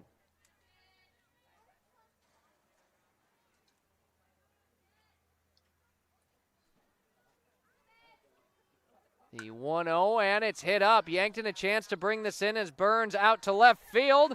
Will bring it in for out number 3, and Yankton will hold O'Gorman scoreless for the first time in an inning. In the 5th inning, O'Gorman no runs off of 1 hit, no errors, and 1 left on base. It's the type of inning Yankton needed. They won it 2-0. Into our final 2 innings of action. Yankton still some more work to do. Into the top of the 6th, leading off when we return, Madison Musfeld. At Anytime Fitness Yankton, your fitness journey starts with 1 step, and Anytime Fitness will be with you every step of the way. Open 24 hours a day with top-of-the-line equipment and guidance you need to reach your goals. Plus, your membership gives you access to every Anytime Fitness gym anywhere. No matter your goals, no matter the time, you belong at Anytime Fitness Yankton. Located at 2509 Fox Run Parkway. Start today at Anytime Fitness, where your fitness journey never stops. 2 innings to go. O'Gorman leads it 8-3. Yankton has trailed since our first inning of action, trying to slowly work their way back into it here. Now down to their final 6 outs. Madison Musfeldt at the plate. On deck is Eliza Gurney. And then in the hole, the top of Yankton's lineup.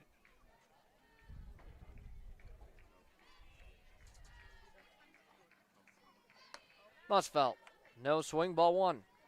And I know I've mentioned it a couple times, it feels like a similar game to the T-Area game where they couldn't get any runs across, and in that 5th inning they kind of broke some in, ended up tying it up at 7. They've got more work to do in this game than they did on that one. Trailing 5 here, it's 8-3. A called strike 1 after that last pitch, 1-1 the count here. As Musfeldt hits it up, that's over towards second base, and it is out number 1 here in the top of the 6th.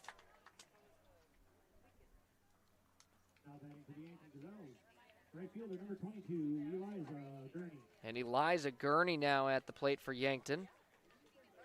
0 for 2, but has reached twice, once on an error, once off a fielder's choice. Looking for that first true base hit, and she'll get it there. A line drive into center field. Gurney's got a single.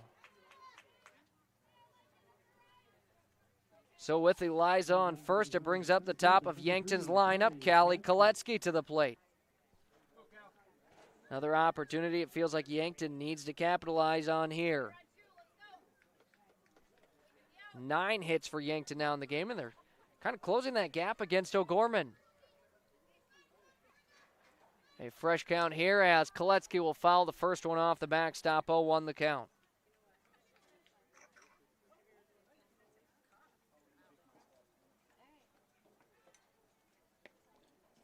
And in Class A, no score updates on Go Bound. And none for Class B for SoDak 16, so just have to see where everyone ends up at by the end of the night here. Koletsky, no swing on that one. It's a 1-1 count. Runner on first, 1 out she faces, and she'll line it back up the middle. And a diving effort made for out number 2 at second. Gurney tries booking it back to first and does reach back in time. What an effort out in center field. Kinsley Sheridan dives and pulls it in. That can be the difference right there in a game. Had that one dropped, Yankton maybe builds some momentum, starts getting some runs. Instead, Sheridan keeps the runner on first and gets an out. It brings up Ava Gerard to the plate. 2 outs and a runner on first. Jocelyn Burns on deck. That one gets by Capel, and Gurney will take second. I believe that might be the first stolen base for Yankton all game.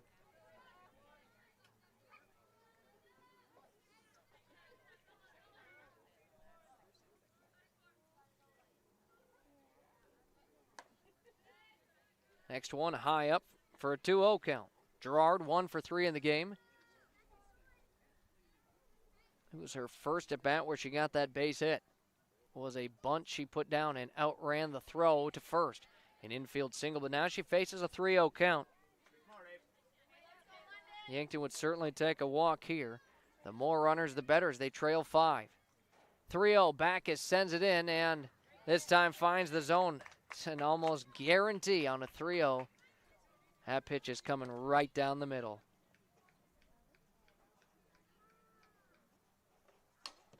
And Gerard, a slow dribbler over to second. It's fielded cleanly, and they'll get the throw over to first in time. And Yankton now with some pressure on them here. No runs off of 1 hit, no errors, and 1 left on base.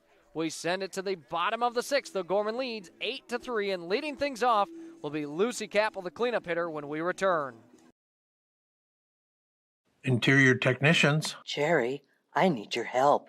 I'm in a real pickle. How can we help? We clean carpets, furnace and duct cleaning, mold remediation, fire restoration, water damage restoration, office cleaning, and much more. No, Jerry, I'm in a real pickle. I'm stuck and I can't get out. Hang on, I'll send you a pic so you can see what I mean.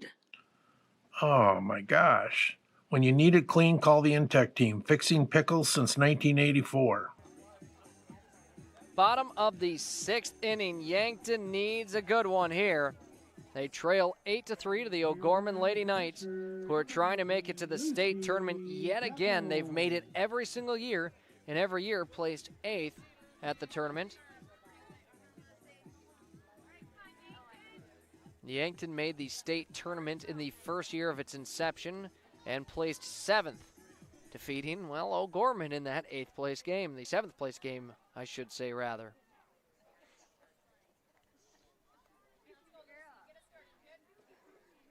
Brenna Elwood in the circle against Lucy Capel. Sends in a strike, 0-1 the count. I did get an update. Gayville Vollen won their game. They'll be headed to the state tournament. They were in the state championship last year for Class B. We will have coverage of that come state tournament time as Capel right back to Elwood. Snags it in her glove, and a 1-3 put away. Yankton gets the first out. Now Veda Ellerbush at the plate. 1 out, no runners on she faces. Score update for the Vermilion game in the bottom of the 2nd. Beersford leads 3-1. So Ellerbush now working on base hit number 3 looking for. Takes the first pitch high and away, 1-0.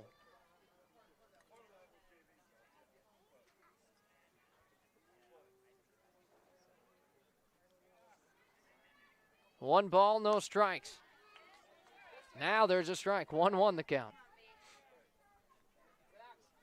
Coming up when our game is all wrapped up, we'll have our chat with head coach Jill Muth and your final stats and your Kaiser Heating and Cooling of Yankton's hot hitter of the game. As a grounder gets through between short and third, a base hit here for Ellerbush. That will be her 3rd single of the game. And base hit 13 now for O'Gorman.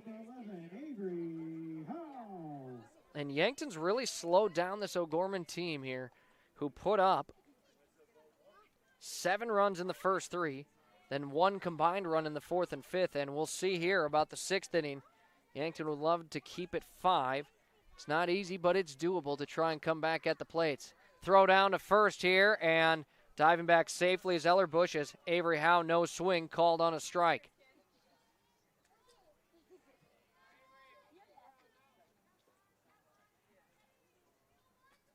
No balls, 1 strike, in and out here. Swing and a miss. 0-2.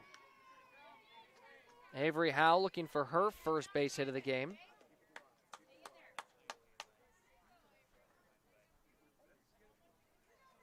All but 2 of the Lady Knights have a base hit in the game. Talk about a good start, and strike 3. Elwood gets another one. Not sure if they're going to say she swung or if it was just called a strike 3, as it was kind of a half swing, so I don't believe she went fully, so I've got it as a backwards K in the stat book. Of course, doesn't really matter too much what the media guy thinks, as we do have a change, I believe, as we've got a courtesy runner. Brinley Sharon will run in place of Veda Ellerbush, and Alice Gunvoldson now works at the plate here.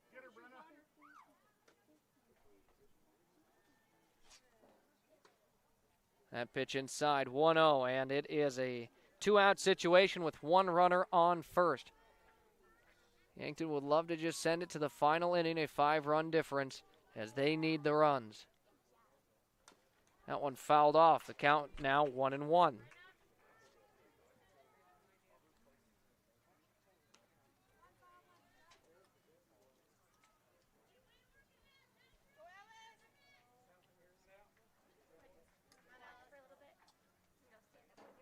One ball, 1 strike here, and it's hit up, fouled out of play, 1-2.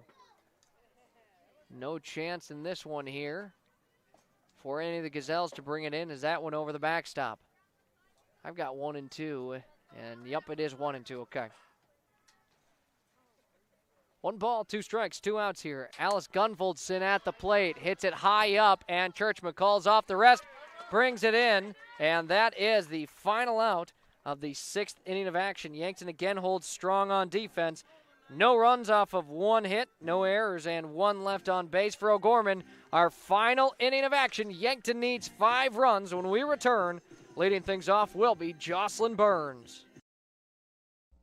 Stunning flowers from Pied Piper are the finishing touch on your most perfect wedding day. We are your full-service florist with the experience and knowledge to design the perfect wedding flowers, sure to make all your wedding flower dreams come true. Brides, bridesmaids, boutonnieres, corsages, ceremony reception, and all event work are our specialty. Your style, your day, your vision. Pied Piper Flowers makes it happen. Pied Piper Flowers, your wedding florist.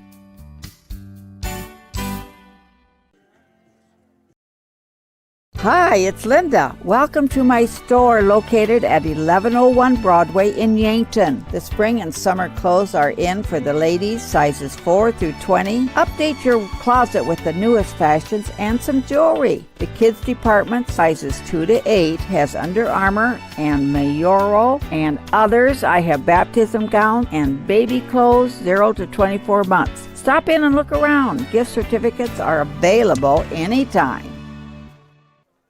And into the final inning of action. Top of the 7th, O'Gorman leads Yankton 8-3.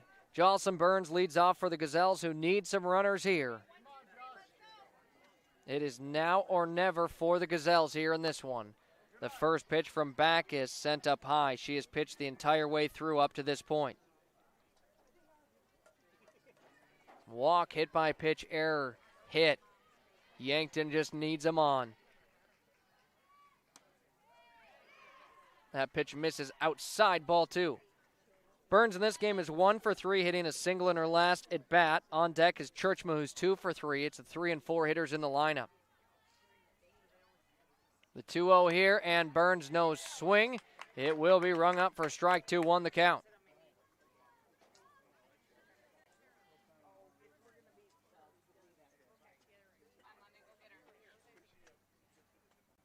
And the 2-1, Burns gets a good piece of that one into right center. Another diving catch by Kinsley Sheridan. Are you serious, Sheridan? She's done it again. What an impressive game in center field from Sheridan. A sophomore only for her team. And now Kyra Churchma to the plate, faces 1 out and 2 runners on. Apologize about the graphics on our screen not wanting to work properly. The sun and heat getting to the computer a little bit, as that one fouled off by Churchma. 1-1 the count.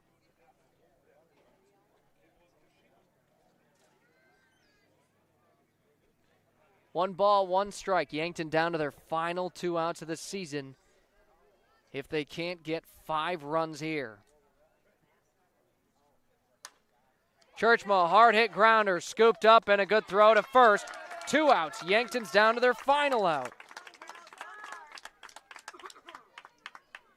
Again, after the game, we'll have our First Dakota National Bank postgame show and our Kaiser Heating and Cooling hot hitter of the game, as Brooklyn King at the plate. She's 2 for 3, and her team needs her. A fresh count here. A swing and a miss, 0-1.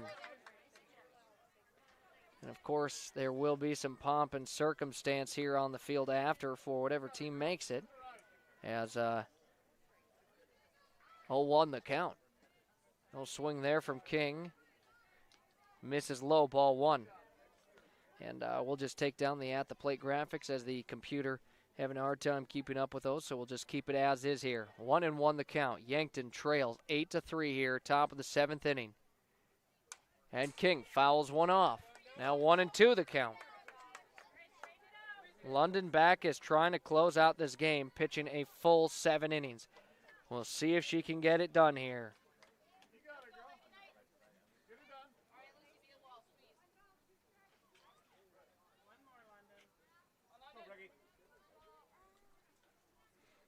The 1-2 pitch here. London Backus sends it in. King off the tip of her bat. She's got another base hit. 2 singles and a triple so far in this game for her. And Yankton with some life yet. That brings up to the plate September Rao. And we'll have a runner in for King as Brooke Devine trots over to first. She's ran, I believe this is her 3rd time running in this one.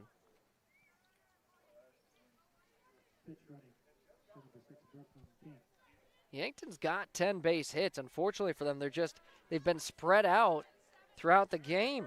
1 hit in the first, 1 hit in the second, 2 in the third, 1 in the fourth. In the 5th, where they put up 2 runs, they had 3 hits, and now the 6th inning, 1 hit, and so far in the 7th inning, 1 hit. Yankton with 2 outs on them, a runner on first, and September Rao at the plate. Fouls off the first pitch for an 0-1 count.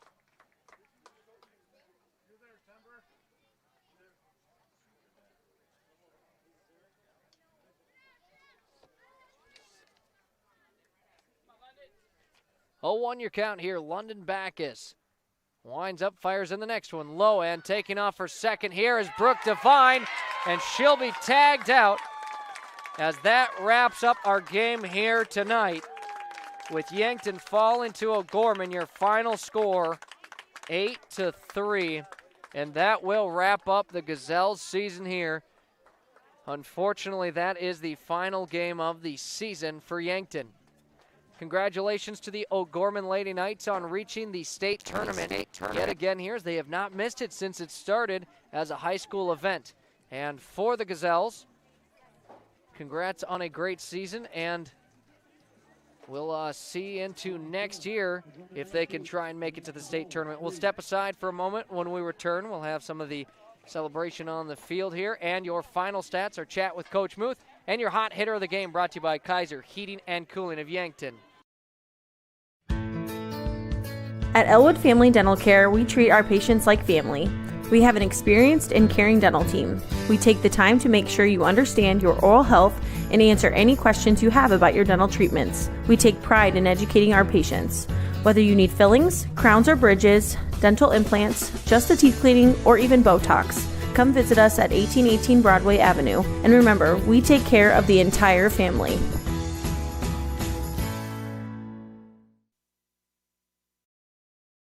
Hi, I'm Franny Kiefer with the Yankton School District Alumni Association. We strive to create a community of alumni and friends who support extracurricular and educational opportunities in the Yankton School District. Through scholarships, grants, innovative education opportunities, and staff appreciation. With us, you will keep connected to a community of Yankton School District alumni and friends all over. You can help continue to pay it forward and help future graduates. Register today at the Yankton School District Alumni Association website. And back onto the field as we've got the medals being handed out to the O'Gorman Lady Knights. Again, congratulations to O'Gorman on reaching the state tournament as the 7-seeded Lady Knights defeat the number 10-seeded Yankton Gazelles here in the SoDak 16. Your final score, 8-3. Number 6, Zoe McInerney. As just kind of wrapping up the final stats again here. Number 9, Atlee Harold Stevens. Number 10, Zoe Baffey. In this one, the O'Gorman Lady Knights, 8 runs put up off of 13 base hits, 1 error in the field, and 8 left on base. Gazelles with 3 runs off of 10 base hits, 2 errors in the field, and 9 left on base. Again, it was a game where Yankton really wasn't out-hit that much by O'Gorman, but theirs were a lot more sporadic hits where O'Gorman was able to get up to a very quick 7-0 lead. Your final personal stats in the game for the Gazelles. At the plate, Callie Koletsky went 0 for 2, but was walked twice. Ava Gerard went 1 for 4 with a single. Jocelyn Burns went 1 for 4 with a single. Kyra Churchman was 2 for 4 with 2 singles, did reach on a fielder's choice as well. Brooklyn King was 3 for 4 with 2 singles and a triple. September Rao was 0 for 3.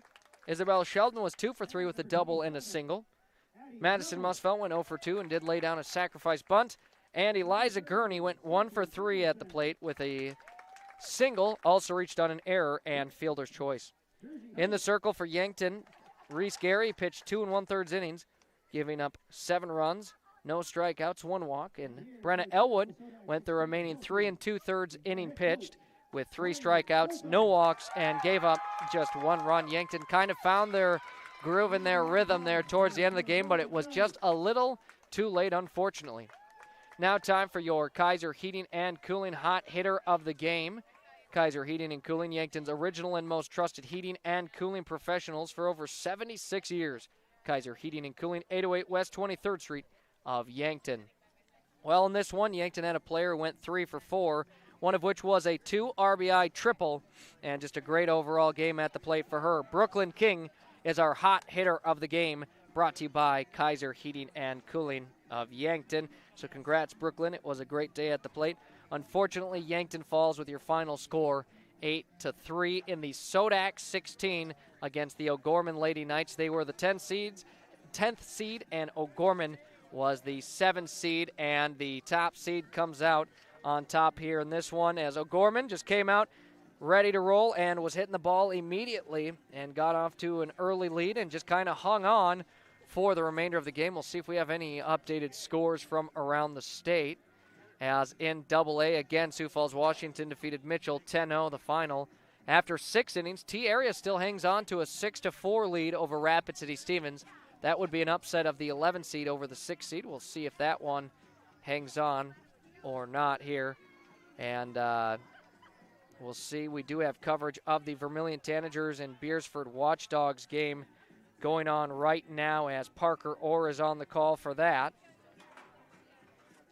As we'll see what the score is at. Gayville Vollen did win in Class B. They'll be headed to the state tournament. We will have coverage of that at our station, as it'll be on either 5-star streaming on YouTube or it'll be on Gayville Vollen Raiders on YouTube, as we still await that chat with head coach Jill Muth, who is for the final time here chatting with her team, and probably going to take a little bit longer than the usual, as this is the final wrap-up of the season. Class A, a couple of score updates as Madison defeated Sisseton 15-0. West Central took down Mount Vernon Plankinton. The final score, 17-0. And we don't have any score updates in Class B, but I am being told that Gayville Vollen defeated Chester. And that is your scores around the state. We'll step aside one final time.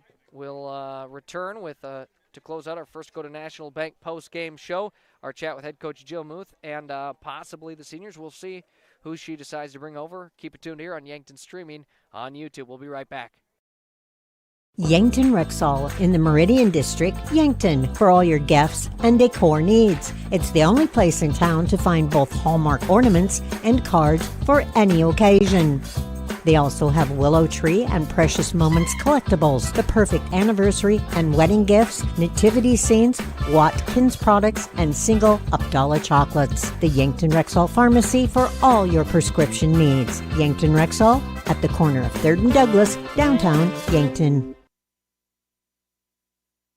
What does FloorTech do? When disaster strikes, water damage, mold growth, or fire cleanup, call the team you can trust. FloorTech Cleaning and Restoration. They respond fast to protect your home or business and restore it the right way with honesty, integrity, and top-notch service. Their crews proudly serve Southeast South Dakota and Northeast Nebraska, including Yankton, Mitchell, Norfolk, and Sioux Falls. For 24/7 emergency service, call 800-507-1822. If your home or floor is wet, call FloorTech or visit them at floortechrestoration.com. Your local KFC Taco Bell at 2504 Fox Run Parkway in Yankton offers 2 menus combined into one. Something for everyone at KFC Taco Bell. When your family's hungry and can't decide between crispy chicken and mashed potatoes or tacos, burritos, and protein bowls, well, you don't have to choose. Get the best of both worlds in one stop. Cool down with the legendary Baja Blast Freeze or heat things up with a variety of hot sauces. KFC Taco Bell Yankton. Why pick one when you can have both? Kaiser Heating and Cooling is your hometown team specializing in all things heating and cooling, as well as heat and glow gas, wood, and electric fireplaces, humidifiers and dehumidifiers, and all styles of ductless mini-split systems. Whether you are building or remodeling, our team of innovative experts will get you the correct equipment and indoor air quality accessories you need for your home or business. Remember, Kaiser Heating and Cooling is your hometown team for all things heating and cooling for the past 77 years. Go Bucks and Gazelles. And here on our First Dakota National Bank post-game show, we'll have the seniors chatting with us, as well as head coach Jill Muth. And we've got the, what you got to tell me the official title, senior manager, is that what it is? Yes. Okay, so we've got Megan on as the senior manager. And Megan, you've been how long have you been helping out managing with the Yankton Gazelles? I started junior year full-time, but I was half-time during my sophomore year when I was still a player, but still a little bit managing. So you've been involved for the last 3 years then? Yes. With this, okay. And unfortunately, the season does come to a close today, but is there any moments or memories of this season that really stuck out to you? I love the dedication they had during they improved with calling out over the season from what I saw, including that they're being determined too from what they saw throughout every game. And I can see that they're getting together, they're having a fun time. It's all about the fun times instead of being determined on one thing. It's about having fun. And now you're a senior. What's next after you've already graduated now? So what's coming up here? I am gonna go to Southeast Tech in Sioux Falls. All right. Well, good luck, and hopefully this won't be the last we see you here. Hey, I hope not too. Appreciate the time. Thank you, Megan. As that was Megan Browsey, the senior manager here, as now we've got Eliza Gurney, senior for the Gazelles, as they'll all be seniors. And Eliza, unfortunately, season does come to a close today, but what a fun year it was, and a fun 4 years. You've been a part of this program for a long time. What are some of the memories that, that really stick out to you of being a Yankton Gazelle? The team dynamic, especially this year, has been really good. We've had a couple rough patches with some drama and stuff, but we come together on the field at practice and for games, and we forget about it and we play. And I know we didn't win the game, but we fought and we did a lot of things, and they had some really good plays, and there was some kind of questionable calls, but it was a really good game, and I wouldn't have wanted to play it with anybody else. And you got a really good piece of that final at bat, a line drive into center field. How does it feel that, you get to wrap up your high school career with a nice base hit like that? It feels good. I mean, past couple weeks, I've kind of been back and forth with my hitting, and I guess the last few games it kind of settled in, and it was good. And now what's next? You've graduated. What's after high school here? I plan to go to Northern State up in Aberdeen for music ed. All right, well, congrats on graduation. Unfortunately, no more games this season, but I appreciate you always sitting down and taking time to chat with me, Eliza. Thank you. And good luck in the future. Thank you.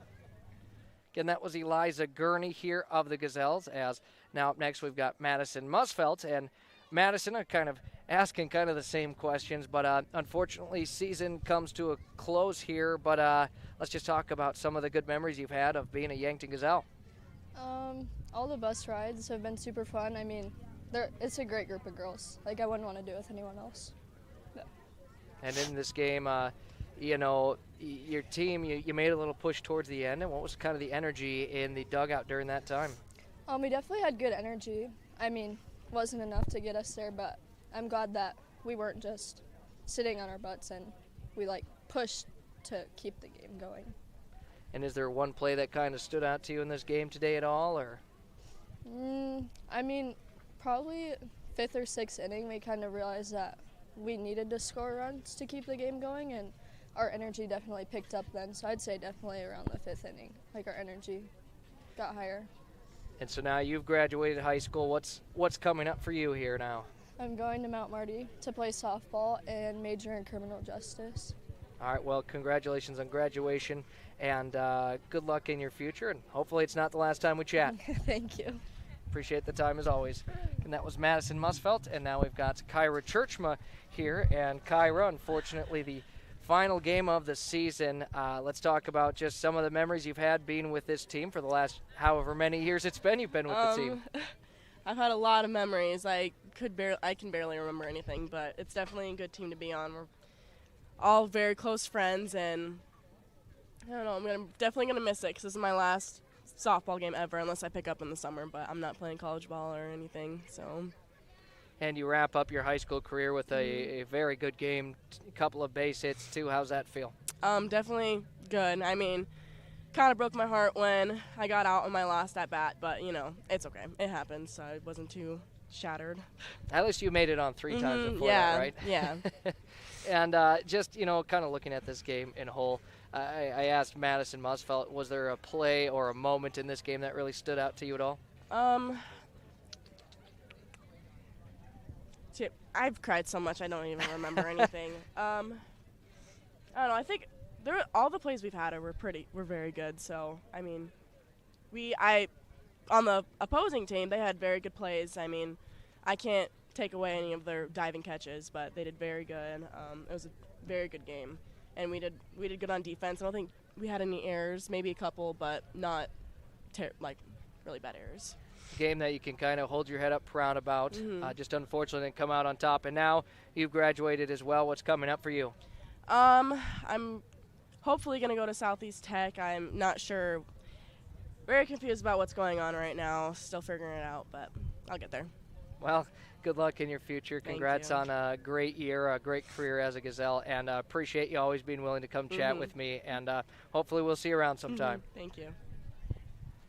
Again, that was Kyra Churchma of the Gazelles, as all of the seniors here, Megan Browsey, the senior manager for Yankton, and the players, including Eliza Gurney, Madison Musfelt, and Kyra Churchma, as you kind of heard them talk about the emotions on the field as they've went through plenty of them, and that's what happens, unfortunately, when it's your final game at the high school level. You're going to have some of those emotions, and got to say, glad to have been able to cover as many years of this team as I have. So I started calling the first official year, so this is the 4th complete year of softball, and so got to call games of theirs since freshman year till now they're graduated, and now joined by head coach Jill Muth of the Gazelles. And Coach, unfortunately fell short here in the SoDak 16, but felt like just, still a very good performance here from your team. What did you see in this one?